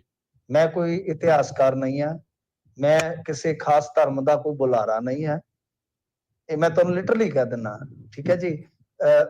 ਹਾਂ, ਜਿਹੜੀ ਗੱਲ ਹੈ ਕਿ SGPC ਜਿਹੜੀ ਹੈ ਉਹ ਚੱਲਦੀ ਹੈ ਹੋਮ ਮਿਨਿਸਟਰੀ ਦੇ ਤਹਿਤ। ਉਹਦਾ ਜਿਹੜਾ ਅਬਜ਼ਰਵਰ ਹਮੇਸ਼ਾ ਹੁੰਦਾ ਉਹ DC ਹੀ ਹੁੰਦਾ ਹੈ। ਉਹ ਤੁਸੀਂ ਦਰੁਸਤ ਫਰਮਾਇਆ। ਮੈਂ ਤੁਹਾਨੂੰ ਚਲੰਤ ਮਾਮਲਿਆਂ ਨਾਲ ਜੁੜੀ ਗੱਲ ਦੱਸ ਸਕਦਾ, ਇਹ ਦੱਸ ਸਕਦਾ। ਮੈਂ ਐਵੇਂ ਕਹਾਂ, ਮੈਂ ਜ਼ਿਆਦਾ ਉਹ ਇਤਿਹਾਸ ਨਹੀਂ ਪੜ੍ਹਿਆ, ਜਿਹੜੀ ਚੀਜ਼ ਦੀ ਮੈਨੂੰ ਨੌਲੇਜ ਹੀ ਨਹੀਂ ਹੈ। ਹਾਂ, ਜਿਹੜਾ ਤੁਹਾਡਾ ਸਵਾਲ ਹੈ ਮੈਂ ਕੋਸ਼ਿਸ਼ ਕਰ ਲਵਾਂਗਾ, ਪਰ ਉਹ ਤੋਂ ਪਹਿਲਾਂ ਤੇ ਤੁਸੀਂ ਲੱਭ ਲੈਣਾ। ਜੇ ਤੁਹਾਨੂੰ ਪਤਾ ਹੀ ਹੈ ਇਸ ਚੀਜ਼ ਦਾ ਤੇ ਤੁਸੀਂ ਖੁੱਲ ਕੇ ਦੱਸ ਦਿਓ, ਸਗੋਂ ਮੈਨੂੰ ਵੀ ਪਤਾ ਲੱਗੇ। ਪਰ ਮੇਰੀ ਜਿਗਿਆਸਾ ਹੁੰਦੀ ਹੈ, ਮੈਂ ਲੱਭ ਲੂੰਗਾ, ਮੈਂ ਵੀ ਪੜ੍ਹ ਲੂੰਗਾ। ਜੇ ਤੁਹਾਨੂੰ ਪਤਾ ਤੇ ਤੁਸੀਂ ਖੁੱਲ ਕੇ ਗੱਲ ਕਰ ਜਾਓ। ਕਾਹਨੂੰ ਐਵੇਂ ਦੂਸਰਿਆਂ ਨੂੰ ਵੀ ਇੰਨੇ ਲਿਸਨਰ ਹੋਣਗੇ, ਉਹਨਾਂ ਨੂੰ ਵੀ ਆਪਾਂ ਇੱਕ ਸਸਪੈਂਸ ਦੇ ਚੱਲੇ।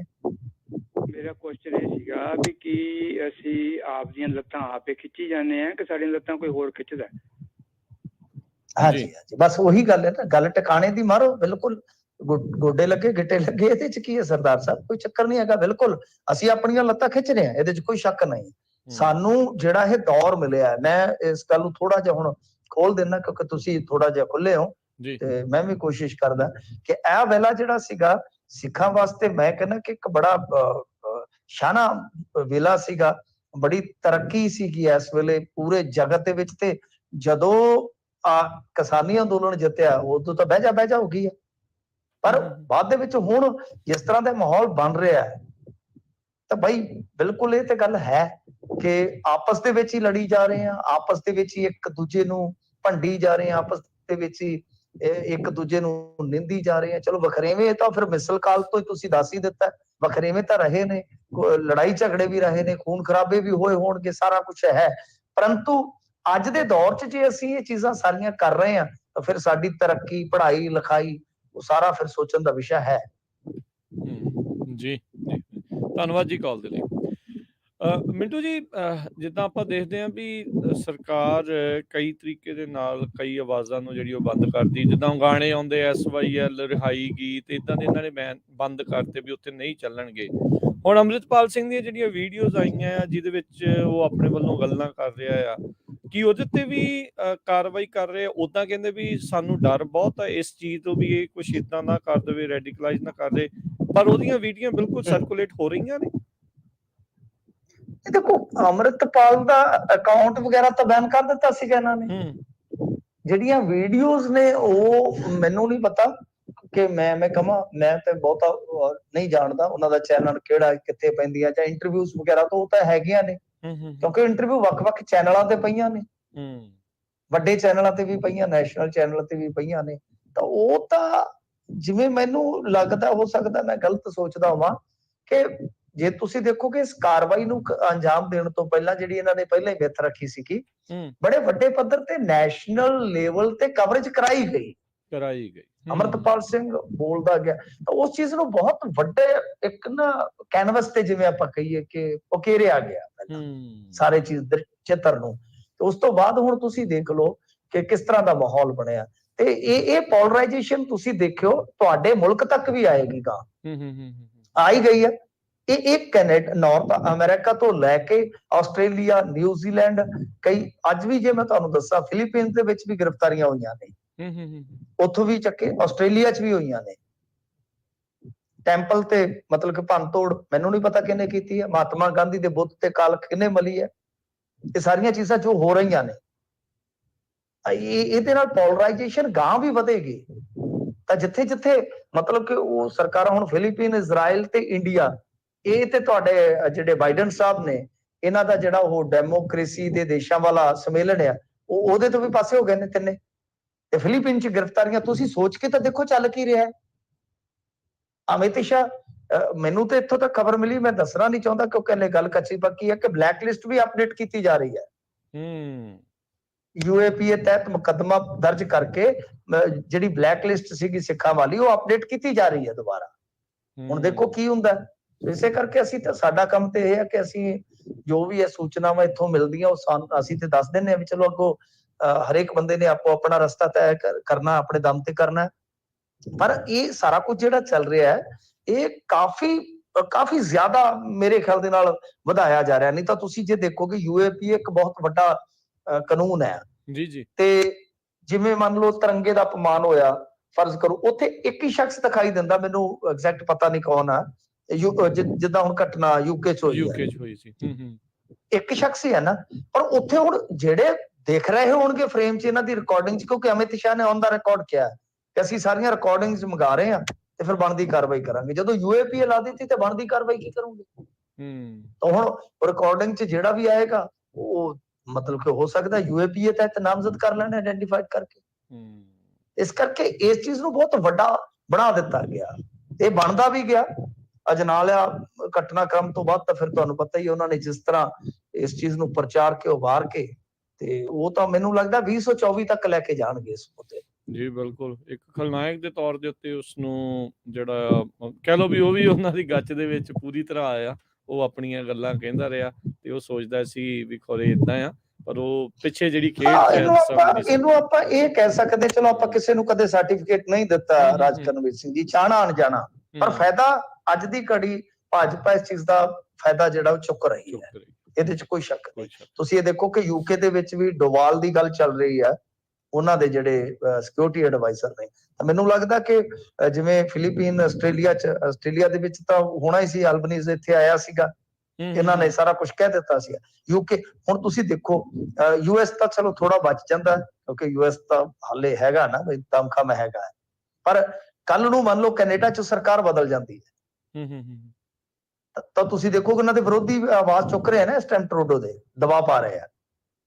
ਤਾਂ ਇਹ ਕਹਾਣੀਆਂ ਜਿਹੜੀਆਂ ਮਤਲਬ ਕਿ ਇਹ ਇਕੱਲੇ ਇੰਡੀਆ ਤੱਕ ਹੀ ਨਹੀਂ ਰੱਖ ਰਹੇ, ਇੰਡੀਆ ਤੋਂ ਅੱਗੇ ਲੈ ਕੇ ਜਾ ਰਹੇ ਆ, ਪੋਲਰਾਈਜੇਸ਼ਨ ਲੈ ਕੇ ਜਾ ਰਹੇ ਆ, ਤਾਂ ਕਿ ਇੰਡੀਆ ਦੇ ਲੋਕਾਂ ਨੂੰ ਇੱਥੇ ਇਹ ਚੀਜ਼ ਜਿਹੜੀ ਹੈ ਬਹੁਤ ਵੱਡੀ, ਖਾਸ ਤੌਰ ਤੇ ਬਹੁ ਗਿਣਤੀ ਨੂੰ ਲੱਗੇ ਕਿ ਬਈ ਅਸੀਂ ਇਹੀ ਬੰਦੇ ਸੰਭਾਲ ਸਕਦੇ ਜਿਹੜੇ ਬਾਹਰ ਤੱਕ ਵੀ ਜਾ ਕੇ ਮਾਰ ਕਰ ਰਹੇ ਆ, ਅਦਰਵਾਈਜ਼ ਇਸ ਮੁਲਕ ਦੀ ਅਖੰਡਤਾ ਨੂੰ ਖਤਰਾ ਹੋਏਗਾ। ਜੀ ਜੀ। ਗਗਨ ਸਤਿ ਸ਼੍ਰੀ ਅਕਾਲ। ਹੈਲੋ ਰਾਜ ਜੀ ਤੇ ਮਿੰਟੂ ਜੀ, ਸਤਿ ਸ਼੍ਰੀ ਅਕਾਲ ਜੀ। ਸਤਿ ਸ਼੍ਰੀ ਅਕਾਲ। ਸਤਿ ਸ਼੍ਰੀ ਅਕਾਲ। ਹਾਂਜੀ ਮਿੰਟੂ ਜੀ, ਮੇਰਾ ਕੁਐਸਚਨ ਦੋ ਆ ਛੋਟੇ ਛੋਟੇ। ਮੇਰੀ ਪਹਿਲਾ ਕੁਐਸਚਨ ਇਹ ਆ ਵੀ ਲਾਰੈਂਸ ਬਾਰੇ ਜਿਹੜੀ ਇੰਟਰਵਿਊ ਹੋਈ ਆ ਉਹਦੇ ਬਾਰੇ ਕੁਝ ਪਤਾ ਲੱਗਾ ਵਾ? ਕੋਈ ਚੱਲ ਰਹੀ ਆ। ਤੇ ਦੂਜਾ ਮੇਰੀ ਗੱਲ ਇਹ ਆ ਵੀ ਵੇਖੋ ਪੰਜਾਬ ਸਰਕਾਰ ਨੇ ਜਿੰਨਾ ਜ਼ੋਰ ਲਾਇਆ ਵਾ ਅਮਰਤਪਾਲ ਨੂੰ ਫੜਨ ਵਾਸਤੇ ਕੇਂਦਰ ਸਰਕਾਰ ਕੋਲ ਜਾ ਕੇ ਰਿਕੁਐਸਟ ਕੀਤੀ ਆ, ਉੱਥੋਂ ਦੀ ਆਰਮੀ ਵੀ ਆਈ ਹੈ, ਜੋ ਵੀ ਆਇਆ ਵਾ। ਜੇ ਇਹੋ ਹੀ ਪਹਿਲਾਂ ਜੇ ਪੰਜਾਬ ਸਰਕਾਰ ਥੋੜਾ ਜਿਹਾ ਜ਼ੋਰ ਲਾ ਕੇ ਪੰਜਾਬ ਪੁਲਿਸ ਨੂੰ ਇਕੱਠੀ ਕਰਕੇ ਜਾਂ ਉਹਨਾਂ ਦੀ ਹੈਲਪ ਲੈ ਕੇ ਕੇਂਦਰ ਸਰਕਾਰ ਦੀ, ਉਹਨਾਂ ਨੂੰ ਕਵੇ ਕਿ ਅਸੀਂ ਨਸ਼ੇ ਦੇ ਖਿਲਾਫ ਲੜਨਾ ਵਾ, ਨਸ਼ੇ ਦੇ ਬੰਦੇ ਜਿਹੜੇ ਹੈਗੇ ਆ ਉਹਨਾਂ ਨੂੰ ਫੜਨਾ ਵਾ, ਤੇ ਇਹ ਚੰਗਾ ਨਹੀਂ ਸੀ ਹੋ ਸਕਦਾ ਜੇ ਉਹਦੇ ਤੇ ਵੀ ਥੋੜਾ ਜਿਹਾ ਜ਼ੋਰ ਲਾਉਣ। ਉਹਦੇ ਵਾਸਤੇ ਇਹਨਾਂ ਨੇ ਕੁਛ ਵੀ ਨਹੀਂ ਜ਼ੋਰ ਲਾਇਆ। ਤੇ ਵੇਖੋ ਵੀ ਹੁਣ ਅੰਮ੍ਰਿਤਪਾਲ ਵੱਲ ਪੂਰਾ ਜ਼ੋਰ ਲਾਇਆ ਹੋਇਆ ਵਾ। ਤੇ ਇਹਦੇ ਬਾਰੇ ਮੈਨੂੰ ਦੱਸੋ ਕੁਛ, ਰਾਜ ਜੀ ਸੁਣ ਲੈਣ। ਉਹਦੇ ਚ ਵੋਟਾਂ ਨਹੀਂ ਨਾ ਮਿਲਣੀਆਂ ਇੰਨੀਆਂ, ਪੋਲਰਾਈਜੇਸ਼ਨ ਨਹੀਂ ਹੋਏਗੀ। ਰੌਲਾ ਤੇ ਇਹੀ ਹੈ। ਤੇ ਇੱਕ ਮੈਂ ਚੀਜ਼ ਤੁਹਾਨੂੰ ਦੱਸ ਦਿੰਦਾ ਕਿ ਇਹ ਜੇ ਕਰਨਗੇ ਨਸ਼ੇ ਤੇ ਐਕਸ਼ਨ ਤਾਂ ਪੰਜਾਬ ਸਰਕਾਰ ਨਹੀਂ ਕਰ ਸਕਦੀ, ਇਹਨਾਂ ਦੇ ਵੱਸੋਂ ਬਾਹਰ ਹੋ ਗਈ ਗੱਲ। ਇਹ ਜਿੱਦਣ ਕਰਨਗੇ ਕੇਂਦਰ ਵਾਲੇ। ਤੇ ਮੈਂ ਤੁਹਾਡੀ ਜਾਣਕਾਰੀ ਲਈ ਦੱਸ ਦੇਵਾਂ, ਇਹਨਾਂ ਨੇ ਨਾਰਕੋਟਿਕਸ ਵਾਲਿਆਂ ਦਾ ਇਹ ਇੰਡੀਆ 'ਚ ਸ਼ਾਇਦ ਪੰਜਾਬ ਹੀ ਵਾਹਿਦ ਹੋਏਗਾ ਜਿਹਦੇ 2 ਦਫ਼ਤਰ ਬਣ ਜਾ ਰਹੇ ਨੇ ਹੁਣ। ਇੱਕ ਹੈ ਇਹਨਾਂ ਦਾ, ਹਾਂਜੀ ਪੰਜਾਬ ਦੇ ਵਿੱਚ, ਹਾਂਜੀ, ਇੱਕ ਚੰਡੀਗੜ੍ਹ ਤੇ ਦੂਸਰਾ ਅੰਮ੍ਰਿਤਸਰ ਆ ਰਿਹਾ। ਅੱਛਾ, ਇਹ ਤੁਸੀਂ ਦੇਖੀ ਜਾਇਓ। ਅਮਿਤ ਸ਼ਾਹ ਨੇ ਅੱਜ ਬੜੀਆਂ ਗੱਲਾਂ ਨੇ, ਸਾਡੇ ਕੋਲ ਬਹੁਤ ਕੁਝ ਹੁੰਦਾ ਹੈ, ਉਹ ਫਿਰ ਤੁਹਾਨੂੰ ਥੋੜਾ ਦਿੰਦੇ ਜਾਈਦਾ ਮਤਲਬ ਕਿ ਬਥੇਰਾ ਕੁਝ ਸੁਣਦੇ ਆ। ਇਹ ਕੀ ਕਰੀ ਰੱਖਦੇ ਆ ਹਾਂ, ਫਿਰ ਰਿਜ਼ਰਵ ਕੋਟਾ ਵੀ ਹੁੰਦਾ ਹੈ ਨਾ। ਹੁਣ ਕਾਲਰ ਨੇ ਕੀ ਪਤਾ ਕਦੋਂ ਪੁੱਛ ਲੈਣਾ। ਹੁਣ ਕਈ ਵਾਰੀ ਕਾਲ ਉਡੀਕਦੇ ਰਹਿੰਦੇ ਤੁਸੀਂ, ਫਿਰ ਉਹ ਸਾਰਾ ਸਮਾਨ ਮੁਕਾ ਕੇ ਬਹਿ ਜਾਈਏ ਤੇ ਕਿੱਧਰ ਨੂੰ ਜਾਵਾਂ। ਜੀ ਜੀ।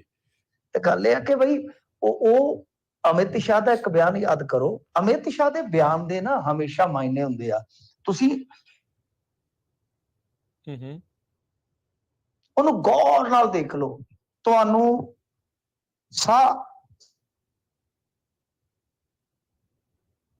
ਸਾਰੀ ਖੇਡ ਜਿਹੜੀ ਜਾਏਗੀ, ਸਾਰੀ ਖੇਡ। ਹੁਣ ਵਾਲੇ ਮਾਮਲੇ ਜੇ ਤੁਸੀਂ ਦੇਖੋਗੇ, ਇਹ ਜਿਹੜਾ ਅਮਿਤ ਸ਼ਾਹ ਨੇ ਸਦਨ 'ਚ ਖੜ ਕੇ ਗੱਲ ਕਹੀ ਸੀ ਕਿ ਕੀ ਆ, ਆਵਾਜ਼ ਕੱਟਣ ਲੱਗ ਗਈ ਮਿੰਟੂ ਜੀ। ਮੈਨੂੰ ਲੱਗਦਾ ਇਹਨਾਂ ਨੇ ਕਾਲਾਂ ਤੇ ਨਹੀਂ ਲਾਇਆ ਵੀ ਜਦੋਂ ਅਮਿਤ ਸ਼ਾਹ ਬੋਲਣਾ ਉਦੋਂ ਆਵਾਜ਼ ਕੱਟ ਲੈਣੀ।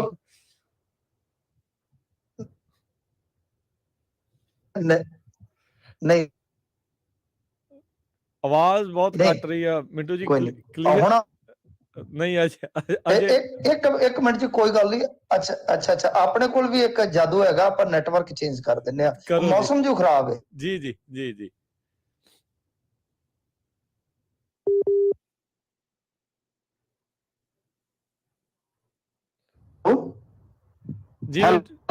ਹੁਣ ਵੇਖੋ ਤੜਕੇ ਕੀ ਆਵਾਜ਼। ਹਾਂਜੀ ਜੀ ਜੀ, ਦੱਸੋ ਜੀ।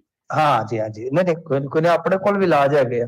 ਮੈਂ ਕਿਹਾ ਅਮਿਤ ਸ਼ਾਹ ਨੇ ਸਦਨ 'ਚ ਕਿਹਾ ਸੀਗਾ ਕਿ 2 ਸਾਲ ਦੇ ਦਿਓ, ਤੁਸੀਂ ਦੇਖੋ ਲੱਭਣੇ ਨਹੀਂ ਹੈ। ਉਹਦੀ ਵਜ੍ਹਾ ਪਤਾ ਕੀ ਹੈ ਕਿ ਡਰੱਗ ਹੁਣ ਮਹਾਰਾਸ਼ਟਰ, ਗੁਜਰਾਤ ਇੱਥੋਂ ਹੁੰਦਾ ਹੋਇਆ ਹਰਿਆਣੇ ਤੱਕ ਪਹੁੰਚ ਗਿਆ। ਹੁਣ ਪਹਿਲਾਂ ਪੰਜਾਬੀਆਂ ਦੀ ਇਹਨਾਂ ਨੂੰ ਕੋਈ ਪਰਵਾਹ ਨਹੀਂ ਸੀਗੀ।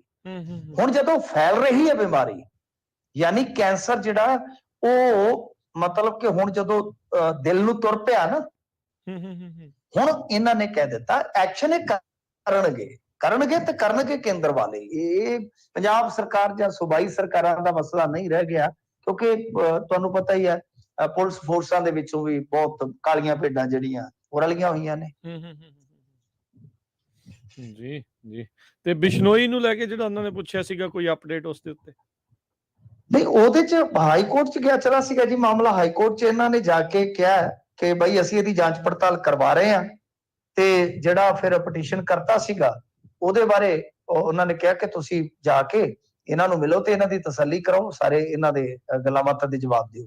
ਠੀਕ ਹੈ ਜੀ ਜੀ, ਸ਼ੁਕਰੀਆ ਮਿੰਟੂ ਜੀ। ਸਮਾਂ ਵੀ ਸਮਾਪਤ ਹੈ। ਬੜੀ ਮਿਹਰਬਾਨੀ ਗੱਲਾਂ ਜਾਣਕਾਰੀਆਂ ਦੱਸਣ ਦੇ ਲਈ। ਮਿਲਦੇ ਹਾਂ। ਸ਼ੁਕਰੀਆ ਜੀ। ਸਤਿ ਸ਼੍ਰੀ ਅਕਾਲ। ਸਤਿ ਸ਼੍ਰੀ ਅਕਾਲ ਜੀ। ਇਹ ਸਨ ਮਿੰਟੂ ਗੁਰਸੇਵਕ ਜੀ, ਜਿਨ੍ਹਾਂ ਨੇ ਆਪਣੇ ਨਾਲ ਗੱਲਬਾਤ ਕੀਤੀ, ਸਰੋਤਿਆਂ ਦੇ ਸਵਾਲਾਂ ਦੇ ਨਾਲ ਅਹਿਮ ਖਬਰਾਂ ਦੇ ਉੱਤੇ ਜਿਹੜੀ ਉਹ ਨਜ਼ਰ ਬਣਾਈ, ਤੇ ਹੋਰ ਜਿਹੜੀਆਂ ਅੰਦਰ ਗੱਲਾਂ ਬਾਤਾਂ ਜਿਹੜੀਆਂ ਚੱਲ ਰਹੀਆਂ ਆ ਉਸ ਦੇ ਬਾਰੇ ਜਿਹੜੀਆਂ ਆਪਾਂ ਨੂੰ ਜਾਣਕਾਰੀਆਂ ਸਾਂਝੀਆਂ ਜਿਹੜੀਆਂ ਉਹ ਕੀਤੀਆਂ। ਸੋ ਇੱਕ ਗੱਲ ਸਾਰੀਆਂ ਗੱਲਾਂ ਤੋਂ ਇਹ ਤੈਅ ਲੱਗ ਰਹੀ ਆ ਵੀ ਜਿਹੜਾ ਕਿਸਾਨੀ ਸੰਘਰਸ਼ ਦੇ ਦੌਰਾਨ ਜੋ ਕੁਛ ਹੋਇਆ, ਜੋ ਪੰਜਾਬ ਨੇ ਲੀਡ ਲਈ ਜਿੱਦਾਂ ਉਹ ਕੀਤਾ, ਉਹ ਅਜੇ ਤੱਕ ਵੀ ਰੜਕਦੇ ਆ, ਤੇ ਪੰਜਾਬ ਨੂੰ ਉਹਨਾਂ ਨੇ ਵੱਖ-ਵੱਖ ਤਰੀਕੇ ਦੇ ਨਾਲ ਜਿਹੜਾ ਆ ਉਹ ਗੁੱਠੇ ਲਾਉਣ ਦੀਆਂ ਜਿਹੜੀਆਂ ਉਹ ਤਿਆਰੀਆਂ ਨੇ। ਸਰਕਾਰਾਂ ਜਿਹੜੀਆਂ ਇੱਥੇ ਦੀਆਂ ਨੇ ਉਹ ਲੱਗਦਾ ਉਹਨਾਂ ਦੇ ਕੰਟਰੋਲ ਦੇ ਵਿੱਚ ਕੁਛ ਬਹੁਤਾ ਨਹੀਂ ਆ, ਤੇ ਇੱਕ ਗੱਲ ਤਾਂ ਇਹ ਬਿਲਕੁਲ ਸਪਸ਼ਟ ਆ, ਜਿਹੜੀ ਪਤਾ ਲੱਗਦਾ ਹੀ ਆ ਵੀ ਅਮਿਤ ਸ਼ਾਹ ਦਾ ਜਿਹੜਾ ਵੀ ਕੋਈ ਬਿਆਨ ਹੁੰਦਾ ਆ ਉਹ ਐਵੇਂ ਹੀ ਕੁਛ ਵੀ ਬੇਫਜ਼ੂਲ ਨਹੀਂ ਬੋਲਦਾ। ਜਿਹੜਾ ਵੀ ਬਿਆਨ ਉਸ ਦੇ ਵਿੱਚ ਹੁੰਦਾ ਆ ਕੋਈ ਨਾ ਕੋਈ ਜਿਹੜੀ ਉਸ ਦੇ ਵਿੱਚ ਦਮ ਹੁੰਦੀ ਆ, ਜਾਂ ਕੋਈ ਕਾਰਵਾਈ ਹੋਣ ਵਾਲੀ ਹੁੰਦੀ ਆ, ਜਾਂ ਉਸ ਦੀ ਤਿਆਰੀ ਹੋ ਰਹੀ ਹੁੰਦੀ ਆ। ਸੋ ਇਹ ਧਿਆਨ ਜਿਹੜਾ ਉਹ ਸਾਰੀਆਂ ਚੀਜ਼ਾਂ ਦੇ ਉੱਤੇ ਰੱਖਣਾ ਚਾਹੀਦਾ ਆ। ਪਰ ਤਿਆਰੀ ਧਰੂਵੀਕਰਨ ਦੀ, ਪੋਲਰਾਈਜੇਸ਼ਨ ਦੀ, ਉਸ ਦੇ ਨਾਲ ਸਾਰੀਆਂ ਚੀਜ਼ਾਂ ਜੋ ਚੱਲ ਰਹੀਆਂ ਆ, ਮਾਈਨੋਰਟੀਜ਼ ਜੇ ਕੋਈ ਕਰਦੀ ਹੈ ਤਾਂ ਉਹਨਾਂ ਤੇ NSA ਤੇ ਉਹ ਸਾਰਾ ਕੁਛ। ਤੇ ਜਿੱਦਾਂ ਆਪਾਂ ਹੁਣ ਦੇਖ ਰਹੇ ਹਾਂ ਵੀ ਰਾਮਨੌਮੀ ਦੀ ਆੜ ਦੇ ਵਿੱਚ ਕਿਸ ਤਰੀਕੇ ਦੇ ਨਾਲ ਜਿਹੜੇ ਉਹ ਬੁਰਸ਼ਾਗਰਦੀ, ਗੁੰਡਾਗਰਦੀ ਜਿਹੜੀ ਆ ਇੱਕ ਮੈਜੋਰਟੀ ਦੇ ਵੱਲੋਂ ਕੀਤੀ ਗਈ, ਦੂਜੇ ਮਿਨੋਰਟੀਜ਼ ਦੇ ਜਿਹੜੇ ਧਾਰਮਿਕ ਸਥਾਨਾਂ ਦੇ ਬਾਹਰ ਜਿਹੜਾ ਉਹ ਜਾ ਕੇ ਪੱਥਰਬਾਜ਼ੀ ਹੋਈ, ਉਸ ਦੇ ਉੱਤੇ ਨਾ ਕਿਸੇ ਮੀਡੀਆ ਵਾਲੇ ਨੇ ਗਰਾਊਂਡ ਰਿਪੋਰਟਿੰਗ ਉੱਥੇ ਕਰਨੀ ਆ, ਨਾ ਉਹਨਾਂ ਦੇ ਮੂੰਹ ਚੋਂ ਕਿਤੇ ਗੱਲ ਜਿਹੜੀ ਉਹ ਨਿਕਲਣੀ ਆ। ਉਹ ਇਸ ਟਾਈਮ ਬਿਲਕੁਲ ਸਪਸ਼ਟ ਹੈਗਾ ਆ ਵੀ ਕੀ ਮਾਹੌਲ, ਕਿਹੜੇ ਪਾਸੇ ਵੱਲ ਨੂੰ ਮਾਹੌਲ ਜਿਹੜਾ ਆ ਉਸ ਮੁਲਕ ਦੇ ਵਿੱਚ ਵੱਧ ਰਿਹਾ ਹੈਗਾ ਆ। ਸੋ ਸੰਜਮ ਦੇ ਨਾਲ, ਧਿਆਨ ਦੇ ਨਾਲ, ਜਿੱਥੇ ਮਾੜੀ ਚੀਜ਼ ਹੋ ਰਹੀ ਆ ਉਸ ਦੇ ਉਲਟ ਬੋਲਣ ਦਾ ਜੁਰਤ ਲੈ ਕੇ ਜਿਹੜੀ ਆਪਾਂ ਨੂੰ ਚੱਲਦੇ ਰਹਿਣਾ ਪੈਣਾ ਆ। ਇਹ ਦੇਖੋ ਸਮਾਂ ਬਦਲਦਾ ਰਹਿੰਦਾ ਆ, ਹੋ ਸਕਦਾ ਵੀ ਇਹਨਾਂ ਦਾ ਵੀ ਸਮਾਂ ਜਿਹੜਾ ਉਹ ਬਦਲੇ। ਕੀ ਜਦੋਂ ਹੋਣਾ, ਕੀ ਹੋਣਾ, ਇਹ ਤਾਂ ਸਮਾਂ ਦੱਸੂਗਾ। ਪਰ ਇਹ ਆ ਵੀ ਜਿੱਥੇ ਵੀ ਮਾੜਾ ਹੋ ਰਿਹਾ, ਜਿੱਥੇ ਵੀ ਘਾਣ ਹੋ ਰਿਹਾ, ਉਸ ਦੇ ਉਲਟ ਜਿਹੜਾ ਉਹ ਜ਼ਰੂਰ ਬੋਲਦੇ ਰਹੀਏ। ਤੇ ਹੁਣ ਆਪਾਂ ਲਵਾਂਗੇ ਜੀ ਇਜਾਜ਼ਤ। ਮੇਰੇ ਵੱਲੋਂ ਵੀ ਸਭ ਨੂੰ ਪਿਆਰ ਭਰੀ ਸਤਿ ਸ਼੍ਰੀ ਅਕਾਲ। ਇਸ ਬ੍ਰੇਕ ਆਊਗੀ, ਇਸ ਤੋਂ ਬਾਅਦ ਬ੍ਰੇਕ ਤੋਂ ਬਾਅਦ ਦੇ ਵਿੱਚ ਅਪਡੇਟ ਅਮਰੀਕਾ ਦੀਆਂ ਅਹਿਮ ਖਬਰਾਂ ਦੇ ਉੱਤੇ ਜਿਹੜੀ ਉਹ ਆਪਾਂ ਝਾਤ ਮਾਰਾਂਗੇ ਤੇ ਮਿਲਦੇ ਹਾਂ ਬ੍ਰੇਕ ਤੋਂ ਬਾਅਦ। ਇਸ ਪ੍ਰੋਗਰਾਮ ਦੀ ਇੱਥੇ ਸਮਾਪਤੀ। ਸਭ ਨੂੰ ਪਿਆਰ ਭਰੀ ਸਤਿ ਸ਼੍ਰੀ ਅਕਾਲ।